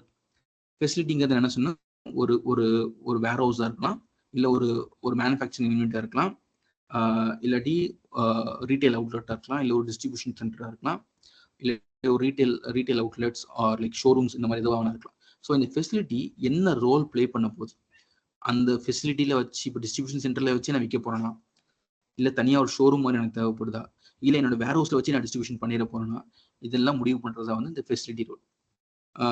உங்களுக்கு இன்னும் கொஞ்சம் சிம்பிளிஃபை பண்ணி சொல்கிறேன் பாருங்க. இப்போ நம்மளுக்கு வந்து பப்ளிக் டிஸ்ட்ரிபியூஷன் சென்டரும் இருக்குது, அதாவது ரேஷன் கடைகள். இந்த ரேஷன் கடைகள் வந்து ஒரு கிராமங்கள்லையோ இல்லை ஒரு ஏரியாலேயோ கிரானா ஷாப்ஸ்னு சொல்றாங்கல்ல, ஸோ அந்த மாதிரி ரேஷன் ஷாப்ஸ் வந்து எல்லா இடத்துலையுமே நம்மளுக்கு அவைலபிளா இருக்கு. இந்த ரேஷன் ஷாப்லாம் வி கால் ஃபெசிலிட்டி. இந்த ஃபெசிலிட்டி இப்போ இந்த ரேஷன் ஷாப்ஸ்க்குலாம் ஜாமான் வந்து சரி, லைக் இந்த ரைஸ், இந்த வீட், இந்த சுகர், இதெல்லாம் வந்து ஒரு இடத்துல இருந்து வரும். அதுக்கு என்ன அந்த சிஸ்டம் பேர் பப்ளிக் டிஸ்ட்ரிபியூஷன் சிஸ்டம். இதை உதாரணத்துக்கு நம்மளுக்கு எஃப்சிஐ குடோன் ஒன்று இருக்கும். எஃப்சிஐனா ஃபுட் கார்பரேஷன் ஆஃப் இந்தியாவில் வந்து நிறைய இடத்துல குடோன்ஸ் வச்சிருப்பாங்க. அந்த குடோன்ஸ்ல வந்து என்ன பண்ணுவாங்க, நம்மளுடைய ரேஷன் ஷாப்ஸ்க்கு பொருட்கள் மூட்டையில வரும். அதை தான் எடுத்து என்ன பண்றாங்க, பிரிச்சு மக்களுக்கு கொடுக்குறாங்க. ஸோ இப்போ அந்த வேர் ஹவுஸ், அந்த அரிசி, கோதுமை, சுகர் இதெல்லாம் அடுக்கி வச்சிருந்த இடத்துக்கு பேர் வந்து வேர் ஹவுஸ் நம்ம சொல்றோம். அது ரிலேட்டட் டிஸ்ட்ரிபியூஷன் சென்டர். அந்த இடத்துல இருந்து அந்த டிஸ்ட்ரிபியூஷன் சென்டர்ல இருந்து ரீட்டைல் அவுட்லெட்ஸ், அதாவது ரேஷன் ஷாப்னு சொல்லப்படுற அந்த ரீட்டைல் அவுட்லெட்ஸ்க்கு அந்த பொருளை கொண்டு வந்து விற்கிறாங்க. அப்போ ஒரு இடம் அந்த ஃபெசிலிட்டி என்ன வேலை செய்ய போகுது, அது டிஸ்ட்ரிபியூட் பண்ண போதா, கஸ்டமருக்கு கொடுக்க போதா, இல்லை யாருக்கு கொடுக்க போகுது, அது முடிவு பண்ணும். அப்புறம் ஃபெசிலிட்டி லொகேஷன், எந்த இடத்துல இந்த டிஸ்ட்ரிபியூஷன் சென்டரையோ இந்த ரீட்டைல் அவுட்லெட்டையோ நான் எந்த இடத்துல வைக்க போறேங்கிறது ரொம்ப முக்கியம். அப்புறமா கெப்பாசிட்டி அலோகேஷன்னா ஒரு ஃபெசிலிட்டியில குறிப்பிட்ட அளவுக்கு தான் பொருட்களை வைக்க முடியும். இப்போ ஒரு இடம் இருக்குன்னா, இப்போ சிம்பிளா சொல்லணும் பாருங்க, உங்களுடைய ட்ரெயின் இருக்கு. இப்போ கும்பமேளா அப்போ நிறைய பேர் இறந்து போயிட்டாங்க. ஏன்னா ட்ரெயின்ல வந்து அன்ரிசர்வ்ட் கோச்சஸ், இல்லை ஒரு ட்ரெயின்ல ஒரு 1000 பேர் தான் போக முடியும்னா 1000 பேர் தான் டிக்கெட் வாங்கியிருக்கணும், 1000 பேர் தான் அலோவ் பண்ணியிருக்கணும். ஆனால் அவங்க எவ்வளோ டிக்கெட்னு பார்க்காம வர கேட்கறவங்களுக்குலாம் டிக்கெட் கொடுத்துட்டாங்க. அப்போ என்ன ஆகுது, அந்த more than the capacity of the train, the people were the devotees were trying to get into the train. அப்போ ஒரு இடத்துல 10 பேர் தான் இருக்க முடியும். ஒரு பஸ்ல வந்து 60 பேர் இல்லை 58 பேர் போக முடியும்னா 58 பேர் தான் அந்த பஸ்ல ஏறணும். அதே மாரி இல்லை, நான் 140 பேர், உங்களுடைய கிளாஸ்ல 114 பேரையும் நான் உள்ள ஏத்துனா it will lead to some mistake. அப்போ கெப்பாசிட்டி அலோகேஷன் அதே மாதிரி தான். ஒரு டிஸ்ட்ரிபியூஷன் சென்டர்லையும் என்னால் இவ்வளவு பொருட்கள் தான் இங்க வச்சு அதை வந்து கஸ்டமர்கிட்ட கொண்டு போய் சேர்க்க முடியும்னா நம்ம அந்த மாதிரி தான் நம்ம டிஸ்ட்ரிபியூஷன் சென்டரை கெப்பாசிட்டி என்னவோ அதுக்கேற்ற மாதிரி தான் நம்ம செலக்ட் பண்ணணும். அப்புறம் மார்க்கெட் அண்ட் சப்ளை அலோகேஷன், எந்த மார்க்கெட்டை நான் ஃபோக்கஸ் பண்றேன். இப்போ நான் ஓசூர் மார்க்கெட்டை ஃபோக்கஸ் பண்றதா என்னுடைய ஸ்ட்ராட்டஜி வேற மாதிரி இருக்கும். அதே இது நான் சென்னை மார்க்கெட்டை ஃபோக்கஸ் பண்றதா இருந்தால் என்னோட ஸ்ட்ராட்டஜி வேற மாதிரி இருக்கும். இல்லை நான் பெங்களூர் டார்கெட் பண்றேன், அப்போ நான் இன்னும் சீரியஸா இருக்கும். ஸோ என்னோட மார்க்கெட் என்ன, அங்க இருக்கிற கஸ்டமர் என்ன வாங்குவாங்க, என்ன கஸ்டமர் பிஹேவியர் என்னவா இருக்கும், பிஹேவியர் லைக் அவங்களுடைய பையிங் பேட்டர்ன் அது என்னவா இருக்கும், அதுக்கேற்ற மாதிரி பண்ணும். அப்புறம் which supply sources here mean like யாருக்கிட்ட இருந்து நான் பொருள், இப்போ நீங்க உங்க கம்பெனிக்கு நீங்க பொருள் வாங்குறீங்க, ஒரு குறிப்பிட்ட பொருளை say for example buying some aluminium panels or some titanium panels, நீங்க டைட்டேனியம் பேனல்ஸை நீங்க யார்கிட்ட இருந்து வாங்குறீங்க, இல்லை நீங்க பண்றது ஃபோன்ஸ்ல வந்து நீங்க கேமரா ஃபிக்ஸ் பண்றீங்க ஃபார் எக்ஸாம்பிள் அப்படின்னா, அந்த கேமராவை நீங்க சோனி கிட்ட இருந்து வாங்குறீங்களா, இல்லை கால் ஜிஎஸ் கிட்ட இருந்து வாங்குறீங்களா? ஸோ எந்த சப்ளையர் கிட்ட இருந்து வாங்க போறீங்க? ஸோ எந்த ப்ராடக்டை எந்த சப்ளையர் கிட்ட இருந்து நம்ம வாங்க போறோம், அதை பொறுத்து நம்மளோட டிஸ்ட்ரிபியூஷன் வந்து. ஏன்னா distribution means supplier supplying to customer. It also involves procurement of products from supplier to the OEM or the manufacturer. So ப்ரொக்யூர்மெண்ட்டும் இருக்குது, டிஸ்ட்ரிபியூஷன் இருக்குது. ஸோ ரெண்டுமே சேர்ந்தது தான் டிஸ்ட்ரிபியூஷன். ஸோ எந்த சப்ளையர் கிட்ட நம்ம பொருளை கொண்டு வந்து நம்ம கம்பெனி கொண்டுட்டு வரப்போம். ஸோ இதுவுமே முக்கியம். ஸோ இதெல்லாம் பண்ணதுக்கு அப்புறமா தான் இது கூட நம்ம இன்னும் கொஞ்சம் ஃபேக்டர்ஸ் கன்சிடர் பண்ணணும். அதுக்கு பேர் வந்து மார்க்கெட் சேஞ்சஸ். மார்க்கெட்டில் உங்கள் பொருள் விற்க முடியுமா முடியாதா, எவ்வளோ நாளில் விற்க முடியும், எப்படி இருக்கு, இந்த மார்க்கெட் சிச்சுவேஷன்ல நான் என்ன விற்கணும், என்ன விற்கக்கூடாது, எவ்வளோ விற்கணும், எவ்வளோ விற்கக்கூடாது. இல்லை சில நேரங்களில் மெர்ஜர்ஸ் லைக் 2 கம்பெனி ஒன்றா சேர்ந்து இப்போ பார்த்தீங்கன்னா திடீர்னு பார்த்தீங்கன்னா அன்னைக்கு வந்து நம்ம வந்து ஃபர்ஸ்ட் வந்து ஹாட் ஸ்டார்னு ஒன்று வந்துச்சு. அப்புறம் டிஸ்னி பிளஸ் ஹாட் ஸ்டார்னு மாறிச்சு. இப்போ டிஸ்னி பிளஸ் ஹாட் ஸ்டார் என்னவா மாறிச்சு, ஜியோ ஹாட் ஸ்டார் மாறிச்சு. ஸோ இந்த மாதிரி மெர்ஜர்ஸ் நடக்கும்போது இதுக்கு பின்னாடி வந்து சில பிசினஸஸ்கள் பாதிக்கப்படலாம். ஸோ அதனால அது நம்ம கரெக்டாக பார்க்கணும். அப்புறம் காஸ்ட் சேஞ்சஸ். அப்போ ஒரு ஃபார் எக்ஸாம்பிள் இப்போ நான் வந்து ரோஸ் வாங்கணும் அப்படின்னா ஓசூரில் ரோஸ் வந்து ஜிஐ டேக் வாங்கியிருக்காங்க. ஸோ அப்போ அங்கே வந்து ரோஸோட ப்ரைஸ் வந்து கம்மியாக இருக்கலாம். அதே ரோஸை நான் வேலூரில் வாங்குறேன் அப்படின்னா எனக்கு காஸ்ட்லியாக தான் இருக்கும். ஏன்னா I have to pay for that. So some factors will lead to cost changes. So எந்த இடத்துல நான் ப்ரொக்யூர் பண்ணுறேன், எந்த இடத்துக்கு அதை நான் டிஸ்ட்ரிபியூட் பண்ணுறேன், அதை பொறுத்து என்னுடைய நெட்வொர்க் டிசைனை நான் மாற்றணும். ஸோ இந்த ஃபேக்டர்ஸ்லாம் நம்ம கன்சிடர் பண்ணணும். ஃபார் எக்ஸாம்பிள் அதாவது என்னன்னா ஃபெசிலிட்டி என்ன ரோல் ப்ளே பண்ணுது, ஃபெசிலிட்டி எந்த இடத்துல வைக்க போகிறேன், அந்த ஃபெசிலிட்டியோட கெப்பாசிட்டி எவ்வளவா இருக்கு, எவ்வளவா இருக்கணும், எவ்வளவா இருக்க போகுது, எந்த மார்க்கெட்டை நான் ஃபோக்கஸ் பண்ணுறேன், எந்த இடத்துல நான் என்னோட ரா மெட்டீரியல்ஸை சோர்ஸ் பண்ண போகிறேன், அப்புறம் மார்க்கெட் சேஞ்சஸ் எதாவது நடந்திருக்கா, இல்லை அந்த இடத்துல ஏதாச்சும் ஒரு கம்யூனல் ரைட் இருக்கா, ஒரு பிரச்சனைக்குரிய இடமா இருக்குதா, அந்த இடத்துல நான் ஃபெசிலிட்டி ஓப்பன் பண்ண நல்லதா, இதெல்லாம் நான் யோசிக்கணும். ரைட்டா? ஸோ இப்போ அப்போ எந்தெந்த ஃபேக்டர்ஸ் வந்து நெட்வொர்க் டிசைனை முடிவு பண்ணுறது அப்படின்னா மோஸ்ட்லி லைக் ஸ்ட்ராட்டஜிக் ஃபேக்டர்ஸ். இந்த ஸ்ட்ராட்டஜிக் ஃபேக்டர்ஸ் எதை சொல்கிறாங்கன்னா, ஓகே உங்களோட காம்படிட்டர் ஒருத்தர் மார்க்கெட்டில் இருக்கிறாரு, அவர் என்ன ஸ்ட்ராட்டஜி ஃபாலோ பண்ணுறாரு, அவர் பொருட்களை எப்படி ஈஸியாக கொண்டு போய் மக்கள்கிட்ட சேர்க்குறாரு. ஸோ காம்படிட்டிவ் ஸ்ட்ராட்டஜிஸ் என்னெல்லாம் இருக்குது அதை ஃபோக்கஸ் பண்ணலாம். இல்லை சில பொருட்கள் வந்து ரொம்ப ரொம்ப ஈஸியாக போய் கஸ்டமர்கிட்ட சேர்த்துருவாங்க. ஒருத்தர் கஷ்டப்பட்டு பண்ணுற ஒரு ஸ்ட்ராட்டஜி பண்ணி பொருளை கொண்டு சேர்க்கறதுக்கு பதிலாக சில பேர் ரொம்ப ஈஸியாக சில ஸ்ட்ராட்டஜிஸ் அடாப்ட் பண்ணி யூஸ் பண்ணிக்கலாம். இன்னொன்று வந்து technological factors like how much technologically அந்த என்ன சொல்றது, அந்த என்ன டெக்னாலஜி யூஸ் பண்ணால் அந்த நெட்வொர்க்கை டிசைன் பண்ணலாம். Most like information technology. நான் பிளாக் செயின் யூஸ் பண்ண போகிறேன், நான் ஐஓடி யூஸ் பண்ண போகிறேன்னா, இல்லை நான் ஏதாச்சும் சைபர் ஃபிசிக்கல் சிஸ்டம்ஸ் ஏதாச்சும் சைபர் செக்யூரிட்டி என்ன பண்ண போகிறேன். ஸோ இந்த மாதிரி டெக்னாலஜி ஃபேக்டர்ஸ் ஏதாச்சும் யூஸ் பண்ணலாம். இல்லை ஏதாச்சும் ஒரு ட்ரெண்ட், ஏதாவது இன்ஃப்ளூயன்ஸ், சோஷியல் மீடியா இன்ஃப்ளூயன்ஸ் வச்சு நான் அந்த ப்ராடக்ட் புஷ் பண்ண போகிறேன். So mostly like marketing or building a strong IT infrastructure, இதெல்லாமே comes under technological factors. அடுத்தது macro economic factors.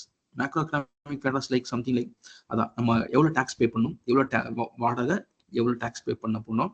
சப்போஸ் என் பொருளை வந்து நான் வந்து அமெரிக்காவுக்கு அனுப்புறேன்னா எக்ஸ்சேஞ்ச் ரேட் என்னவா இருக்குது, அது எனக்கு லாபமாக இருக்குமா, இதில் என்ன ரிஸ்க் இருக்குது. இந்த டிமாண்டில் வந்து demand is always from customer. So it's always tend to be risk. இல்லை நான் என்ன விதமான ஃப்ரைட்டுங்க வந்து ஏற, இட் மீன்ஸ் டிரான்ஸ்போர்டேஷன், என்ன மோட் ஆஃப் டிரான்ஸ்போர்டேஷன் செலக்ட் பண்ண போறேன், அதுக்கு என்ன ஃபியூல் யூஸ் பண்ண போறேன். நான் ஏர் கார்கோ அனுப்ப போறேன்னா, ஏர் டிரான்ஸ்போர்டேஷன் யூஸ் பண்ண போறேன்னா, இல்லை நான் ஷிப்ல அனுப்ப போறேன்னா, இல்லை நான் வந்து என்னுடைய ப்ராடக்டை வந்து நான் வந்து பை ரோடு அனுப்ப போறேன்னா, இதெல்லாம் பொறுத்து வந்து என்னுடைய நெட்வொர்க் வந்து நான் வந்து அதுக்கேற்ற மாதிரி நான் வடிவமைக்கணும். அடுத்து பொலிட்டிக்கல் ஃபேக்டர்ஸ். இப்போ நான் யுக்ரைன்ல வார் நடக்கிறது, இல்லை காசால இப்போதான் வார் எண்ட் ஆயிருக்கு. ஸோ இந்த மாதிரி பொலிட்டிக்கல் ஃபேக்டர்ஸ்னால என்னெல்லாம் பாதிக்கப்படுது. இப்போ யுக்ரைன்ல வார் வந்துச்சு, இங்க நல்லா பாருங்க, யுக்ரைன் வந்து is major supplier of vegetable oil to India, especially sunflower oil. So இப்போ யுக்ரைன்ல வாரம் வந்தனால உங்களுடைய வீட்டில் நீங்க சமையல் யூஸ் பண்ற எண்ணெயோட விலை ஜாஸ்தி ஆயிடுச்சு. நம்மளுக்கு தெரியவே தெரியாது யுக்ரைன் வார்னால நம்மளுடைய ஆயில் பிரைஸ் ஜாஸ்தியா இருக்குங்கிறது. ஸோ அந்த மாதிரி பொலிட்டிக்கல் ஃபேக்டர்ஸ்னால சில நேரங்களில் நீங்க சோர்ஸ் பண்ற இடத்துல இருந்து ஜாஸ்தியாகவும் கம்மியாகும். ஸோ அதை நம்ம கேர்ஃபுல்லாக ஸ்டடி பண்ணணும். அப்புறம் இன்ஃப்ராஸ்ட்ரக்சர் ஃபேக்டர்ஸ். சில இடங்கள்ல சில ஃபெசிலிட்டிஸ் ரொம்ப பெருசா இருக்கும். இதுக்குடாக ஒரு டீ கடை தானே ஆரம்பிச்சிங்க, அதுக்கான இவ்வளோ பெரிய கடையாக ஆரம்பிச்சிருக்கீங்க நம்மளுக்கு யோசிக்கலாம். சில நேரங்கள்ல ரொம்ப குட்டியா இருக்கும், அந்த இடத்துல ஒரு கடையை வச்சு நடத்திட்டு இருப்பாங்க. ஸோ இன்ஃப்ராஸ்ட்ரக்சர் ஃபேக்டர்ஸ் அது இருக்கலாம். இல்லை சம்டைம்ஸ் லைக் உங்ககிட்ட இருக்கக்கூடிய நம்பர் ஆஃப் ஃப்ரைட்ஸ், அதாவது எவ்வளோ வச்சிருக்கீங்க, டிரான்ஸ்போர்ட் பண்றதுக்கு எவ்வளோ ட்ரக்ஸ் வச்சிருக்கீங்க, எவ்வளோ வச்சிருக்கீங்க. ஸோ அதெல்லாமே இன்ஃப்ராஸ்ட்ரக்சர் ஃபேக்டர்ஸ். அப்புறமா காம்படிட்டிவ் ஃபேக்டர்ஸ் லைக் சில நேரம் பார்த்தா 2 கம்பெனிக்காரங்க அடிச்சுப்பாங்க. அப்போ அப்போ ஒருத்தரோட ஒருத்தர் ஓவர்டேக் பண்றதுக்கு என்னெல்லாம் வந்து ஸ்ட்ராட்டஜிஸ் நீங்க யூஸ் பண்ணணும். அப்போ நீங்க கஸ்டமர் பக்கத்துல இருக்கு, நீங்க உங்களுடைய சோர்ஸ் ஃபெசிலிட்டி, நீங்க உங்களோட டிஸ்ட்ரிபியூஷன் நெட்வொர்க் நீங்க கஸ்டமர் ரொம்ப பக்கத்துல வச்சிருந்தீங்கன்னா நீங்க நிறைய கஸ்டமர்ஸை கேப்சர் பண்ணலாம். இல்ல தள்ளி தள்ளி இருக்கீங்கன்னா கொஞ்சம் கஷ்டம். இப்போ நீங்க முக்காசி பாருங்க, இந்த நீங்க பாருங்க கேஸ் ஏஜென்சிஸ்ன்னு சொல்லுவாங்கல்ல, அது நம்ம வீட்டுக்கு எல்பிஜி சிலிண்டர் வாங்குறோம்ல, முந்திலாம் பார்த்தா இவ்வளோ ஏஜென்சிஸ்லாம் கிடையாது. எதிர் you love Bharat are you love Indane are you love HP. இப்போ நிறைய அந்த டோட்டல் கேஸ் இந்த மாதிரி பிளேயர்ஸும் மார்க்கெட்ல நிறைய பேர் வந்துட்டாங்க. அப்போ இப்போ பார்த்தீங்கன்னா ஒரே ஒரு ஏரியால மோர் தென் 3-4 கேஸ் சப்ளையர்ஸ் ஆகுது, எல்பிஜி கேஸ் சிலிண்டர் சப்ளைஸ் ஆகுது. ஸோ அப்போ என்ன அர்த்தம்னா அவங்க கஸ்டமருக்கு ரொம்ப பக்கத்துல வந்துட்டாங்க. அப்போ கஸ்டமர் ரொம்ப பக்கத்துல வந்துட்டாங்கன்னா அவங்க வந்து மார்க்கெட்டை அப்போ யார் பார்ப்பா? நீங்க ஒரு ஃபெசிலிட்டி கஷ்டப்பட்டு ஓப்பன் பண்றீங்க, நீங்க ஒரு 1000 பேருக்கு சப்ளை பண்ணிட்டு இருக்கீங்க, டக்குன்னு உங்க காம்படிட்டர் வந்து உங்களுக்கு எதிர்த்தாப்புல ஒரு ஃபெசிலிட்டி ஓப்பன் பண்ணிட்டாரு. அப்போ 1000 பேரா இருந்தவங்க கஸ்டமர்ஸ் 500 பேரா மாறிடுறாங்க. அப்போ நீங்க கஷ்டப்பட்டு நீங்க எல்லாத்தையும் ஃபெசிலிட்டிலாம் எஸ்டாப்ளிஷ் பண்ணி நீங்க ஒரு கஸ்டமரை கேப்சர் பண்ணி வைக்கும் போது நடுவில் உங்க காம்படிட்டர் வந்து இப்படி பண்ணிட்டாருன்னா உங்களுக்கு பிசினஸ் லாஸ் ஆயிடும். அப்போ உங்களுக்கு அவ்வளோ பெரிய இடம் உங்களுக்கு தேவைப்படாது, அவ்வளோ பெரிய ஃபெசிலிட்டி தேவைப்படாது. அப்போ அந்த ஃபெசிலிட்டி என்ன பண்ணுவாங்க, சின்னதாக்கிடுவாங்க. சம்டைம்ஸ் உங்க காம்படிட்டர் மார்க்கெட்டை சர்வே பண்ண முடியல, அவரோட பொருள் தரமான பொருள் இல்லை அப்படின்னா நீங்க 1000 பேருக்கு கொடுத்துட்டு இருந்தீங்க, திடீர்னு நீங்க வந்து 2000 பேர் கொடுக்க வேண்டியிருக்கும், இல்ல ஒரு 3000 பேர் கொடுக்க வேண்டியிருக்கும். அப்போ உங்களுக்கு ஃபெசிலிட்டி நீங்க எக்ஸ்பேண்ட் பண்ண வேண்டியிருக்கும்.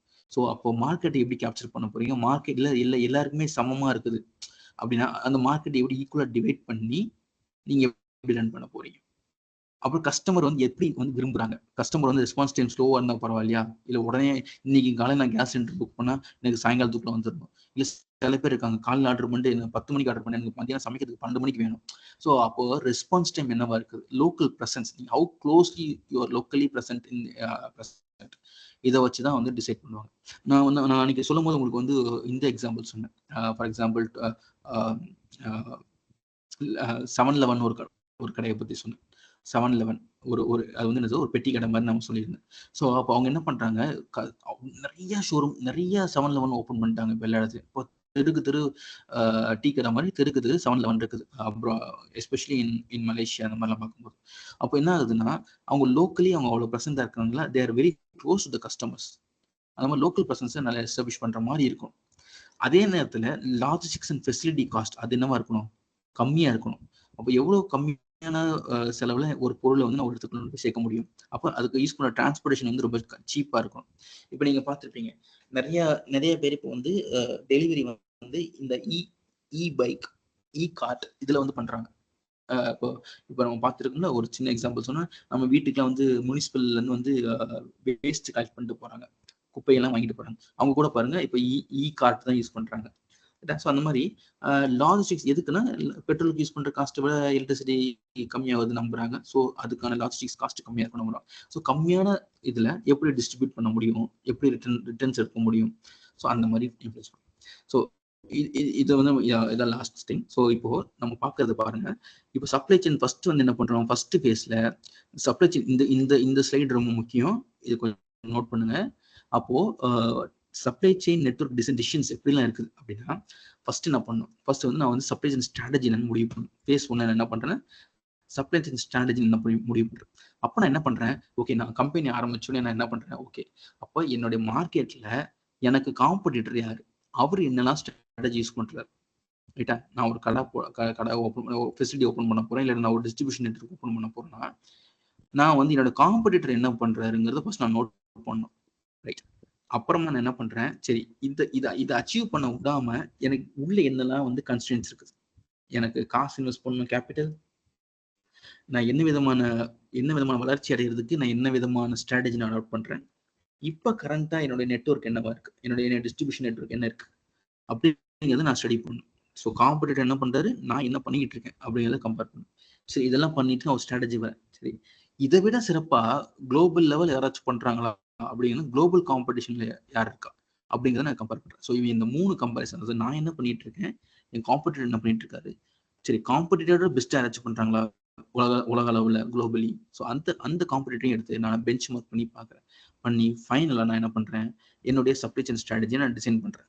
சரி இப்போ நான் டிசைன் பண்ணிட்டேன். இதுக்கு அடுத்த ஸ்டெப் என்ன பண்ணேன், நான் வந்து என்னுடைய மேனுஃபேக்சரிங்கை ஸ்டார்ட் பண்ணேன். அப்போ நான் என்ன பண்றேன்னா என்ன விதமான ப்ரொடக்ஷன் டெக்னாலஜி நான் அடாப்ட் பண்ணலாம். அது காஸ்ட் எஃபெக்டிவா இருக்கணும், அதுக்கு ஒரு ஸ்கோப் இருக்கணும், அதுக்கு தேவையான சப்போர்ட் இருக்கணும், அந்த மேனுஃபேக்சரிங் சிஸ்டம் டிமாண்ட் ஏறுறது குறையிறதுக்கு ஏற்ற மாதிரி அட்ஜஸ்ட் பண்ணிக்கக்கூடிய ஃபிளெக்சிபிலிட்டி இருக்கணும். அதே மாதிரி காம்படிட்டிவ் என்விரான்மெண்ட்ல இருக்குதா, லாஜிஸ்டிக்ஸ் காஸ்ட் கம்மியா இருக்கணும், மற்ற எல்லா ஃபேக்டர்ஸும் லாஜிஸ்டிக்ஸ் காஸ்டோட இது கம்மியா இருக்கும். இன்னொரு சைடு ஓகே, நான் இந்த பிளான்ட்டை ஓசூர் தமிழ்நாட்டில் வைக்கிறேன்னா, இல்லை ஆந்திராக்குள்ள வைக்கிறேன்னா, இல்லை கர்நாடகா கேஜிஎஃப்ல வைக்கிறேன்னா, இல்லை எதை பொறுத்து நான் முடிவு பண்ண போறேன் அப்படின்னா, டாரிஃப் அண்ட் டாக்ஸ் கவர்மெண்ட் வந்து அந்த வரி சலுகைகள் தருது, இல்லை சில கரண்ட்டு லேண்டு ஃப்ரீயா தராங்க சில பேர் தந்து உங்க கம்பெனியை எங்க ஸ்டேட்ல வச்சுக்கோங்க அப்படின்னு நிறைய சண்டைகள் நடக்கும். இப்போ டெஸ்லா வந்து இந்தியாவுக்கு வருதுன்னா டெஸ்லா குஜராத்துக்கு போக போதா, தமிழ்நாட்டுக்கு வரப்போதா, இல்லை கர்நாடகாவுக்கு போக போதா, இல்லை வெஸ்ட் பெங்கால் போக போதா அப்படின்னு கம்பெனி வருதுன்னு சொல்லவே இல்லை, ஆனால் சண்டை ஆரம்பிச்சாச்சு. இப்போ டிஇபிஎல் ஃபர்ஸ்ட் வரும்போது the competitors were from Karnataka, from West Bengal, from Gujarat, from UP. Okay, இப்போ உங்க இதுல வந்து ஒரு செமிகண்டக்டர் இண்டஸ்ட்ரி பிளான் பண்றாங்க, அது எங்க வரப்போகுது? ஸோ அதுக்கு ஒரு காம்படிஷன் இருக்குது. ஸோ அந்த டாரிஃப்ஸ் அண்ட் டாக்ஸ் இன்சென்டிவ்ஸ் வந்து அதை டிசைட் பண்ணும். அதே மாதிரி regional demand in terms of size, எவ்வளோ பேர் உங்க பொருட்களை வாங்குவாங்க, உங்களோட க்ரோத் எப்படி இருக்கும், ஹோமோஜினிட்டி லைக் யூனிஃபார்மா பொருட்கள் விற்க முடியுமா, லோக்கல் ஸ்பெசிஃபிகேஷன்ஸ் இது எப்படி இருக்குது, அந்த பொருளுக்கான மார்க்கெட் எப்படி இருக்கும், அது போக பொலிட்டிக்கலி கரெக்டாக இருக்குது அந்த இடம், எந்த பிரச்சனையும் இல்லாமல், எந்த சோஷியல் அடிக்கடி கலவரம் வராமல் ஏதாவது அமைதியாக இருக்கா, அந்த மாதிரி இடம் இருக்கும். எக்ஸ்சேஞ்ச் ரேட், இப்போ நாங்கள் துபாயில் நிறைய பேர் பார்த்தீங்கன்னா entrepreneurs they go to Dubai or from Singapore to start a business.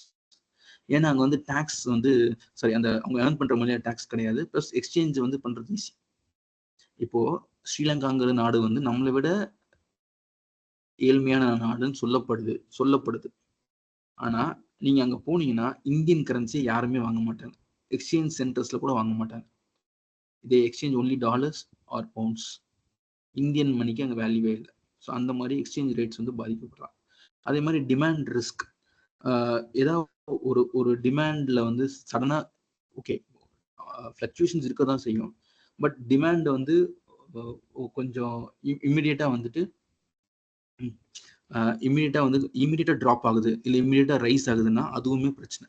So இதெல்லாம் சமாளிக்கக்கூடிய விதத்துல என்னுடைய ரீஜனல் ஃபெசிலிட்டினா எந்த இடத்துல நான் கம்பெனி வைக்க போறேனோ வைக்கிறதுக்கு முன்னாடி நான் இவ்வளோத்தையும் நான் கன்சிடர் பண்ணணும். இப்போ நீங்க யோசிச்சு பாருங்க, பெரிய பெரிய கம்பெனிஸ் லைக் உங்க company DEPL, Ashok Leyland, Prestige, Titan, Taneja, TVS, வேற யாரெல்லாம் இருக்கா, நிறைய கிரானைட் கம்பெனிஸ், ஹரிதா டிவிஎஸ் குரூப்பே ஒரு 4-5 கம்பெனி இருக்குது, எல்எம்டபிள்யூ, டு நேம் குயிக்லி எனக்கு தெரிஞ்ச ஒரு பெரிய பேர்லாம் சொல்றேன். ஸோ இந்த மாதிரி கம்பெனிஸ், நிறைய கம்பெனிஸ் ஓசூர்ல ஆரம்பிக்கிறதுக்கான காரணம் என்ன, அதை ஸ்டடி பண்ணீங்கனாலே you will understand what is regional facility configuration. Okay, அப்புறமா நான் என்ன பண்றேன், இதெல்லாம் பண்ணியாச்சு. அடுத்து என்ன பண்றேன், இப்போ செட் பண்ண எங்க லொகேஷன், டிசைரபிள் சைட்ஸ் நான் எங்க வைக்க போறேன். அப்போ என்னோட ப்ரொடக்ஷன் மெத்தடு என்ன, நான் ஹைலி டெக்னிக்கலா போனா, இல்லை லோ டெக்னிக்கலா போனா, இல்லை செமி ஸ்கில்டு போதுமா, அப்போ அதுக்கேற்ற மாதிரி எனக்கு ஸ்கில் நீட்ஸ், என்னுடைய எம்ப்ளாயிஸ்க்கு ஸ்கில்ஸ் இருக்கா இல்லையா, அது மாதிரி எனக்கு வேணும். அப்புறம் எவ்வளோ குயிக்காக வந்து இந்த ப்ராடக்ட் நான் கொடுக்க முடியும், அப்போ ரெஸ்பான்ஸ் டைம் நான் ஃபோக்கஸ் பண்ணணும்.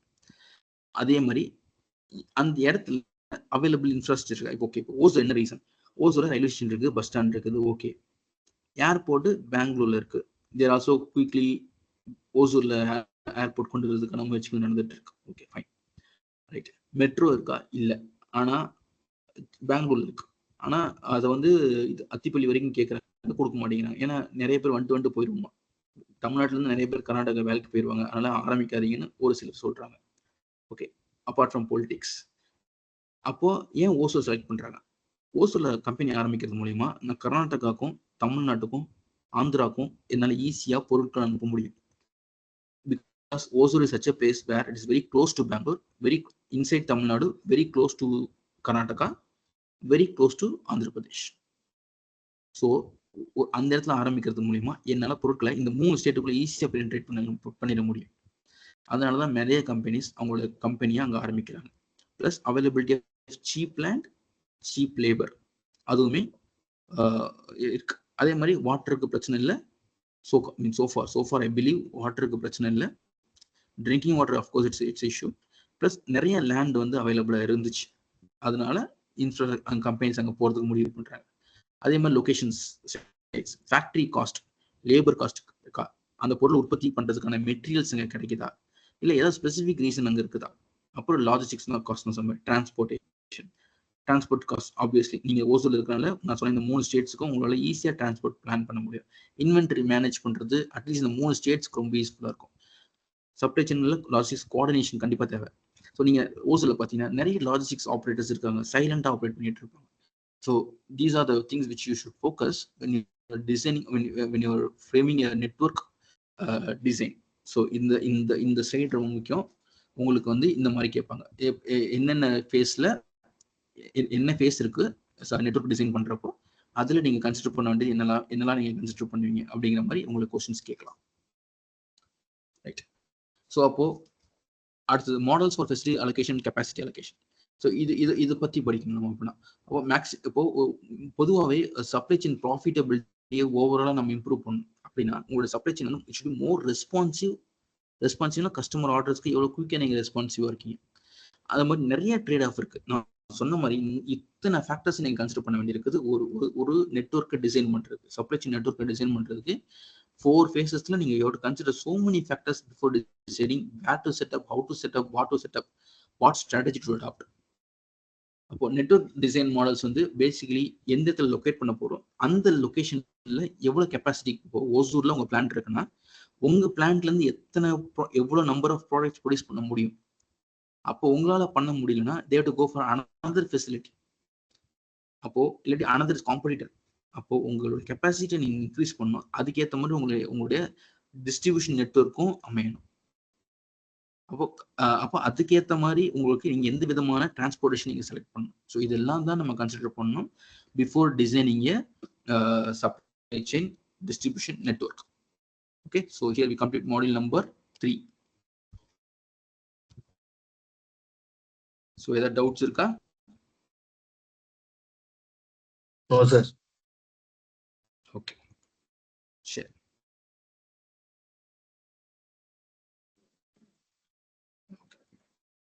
ஸோ நான் கரெக்டாக 8:05 முடிச்சுட்டு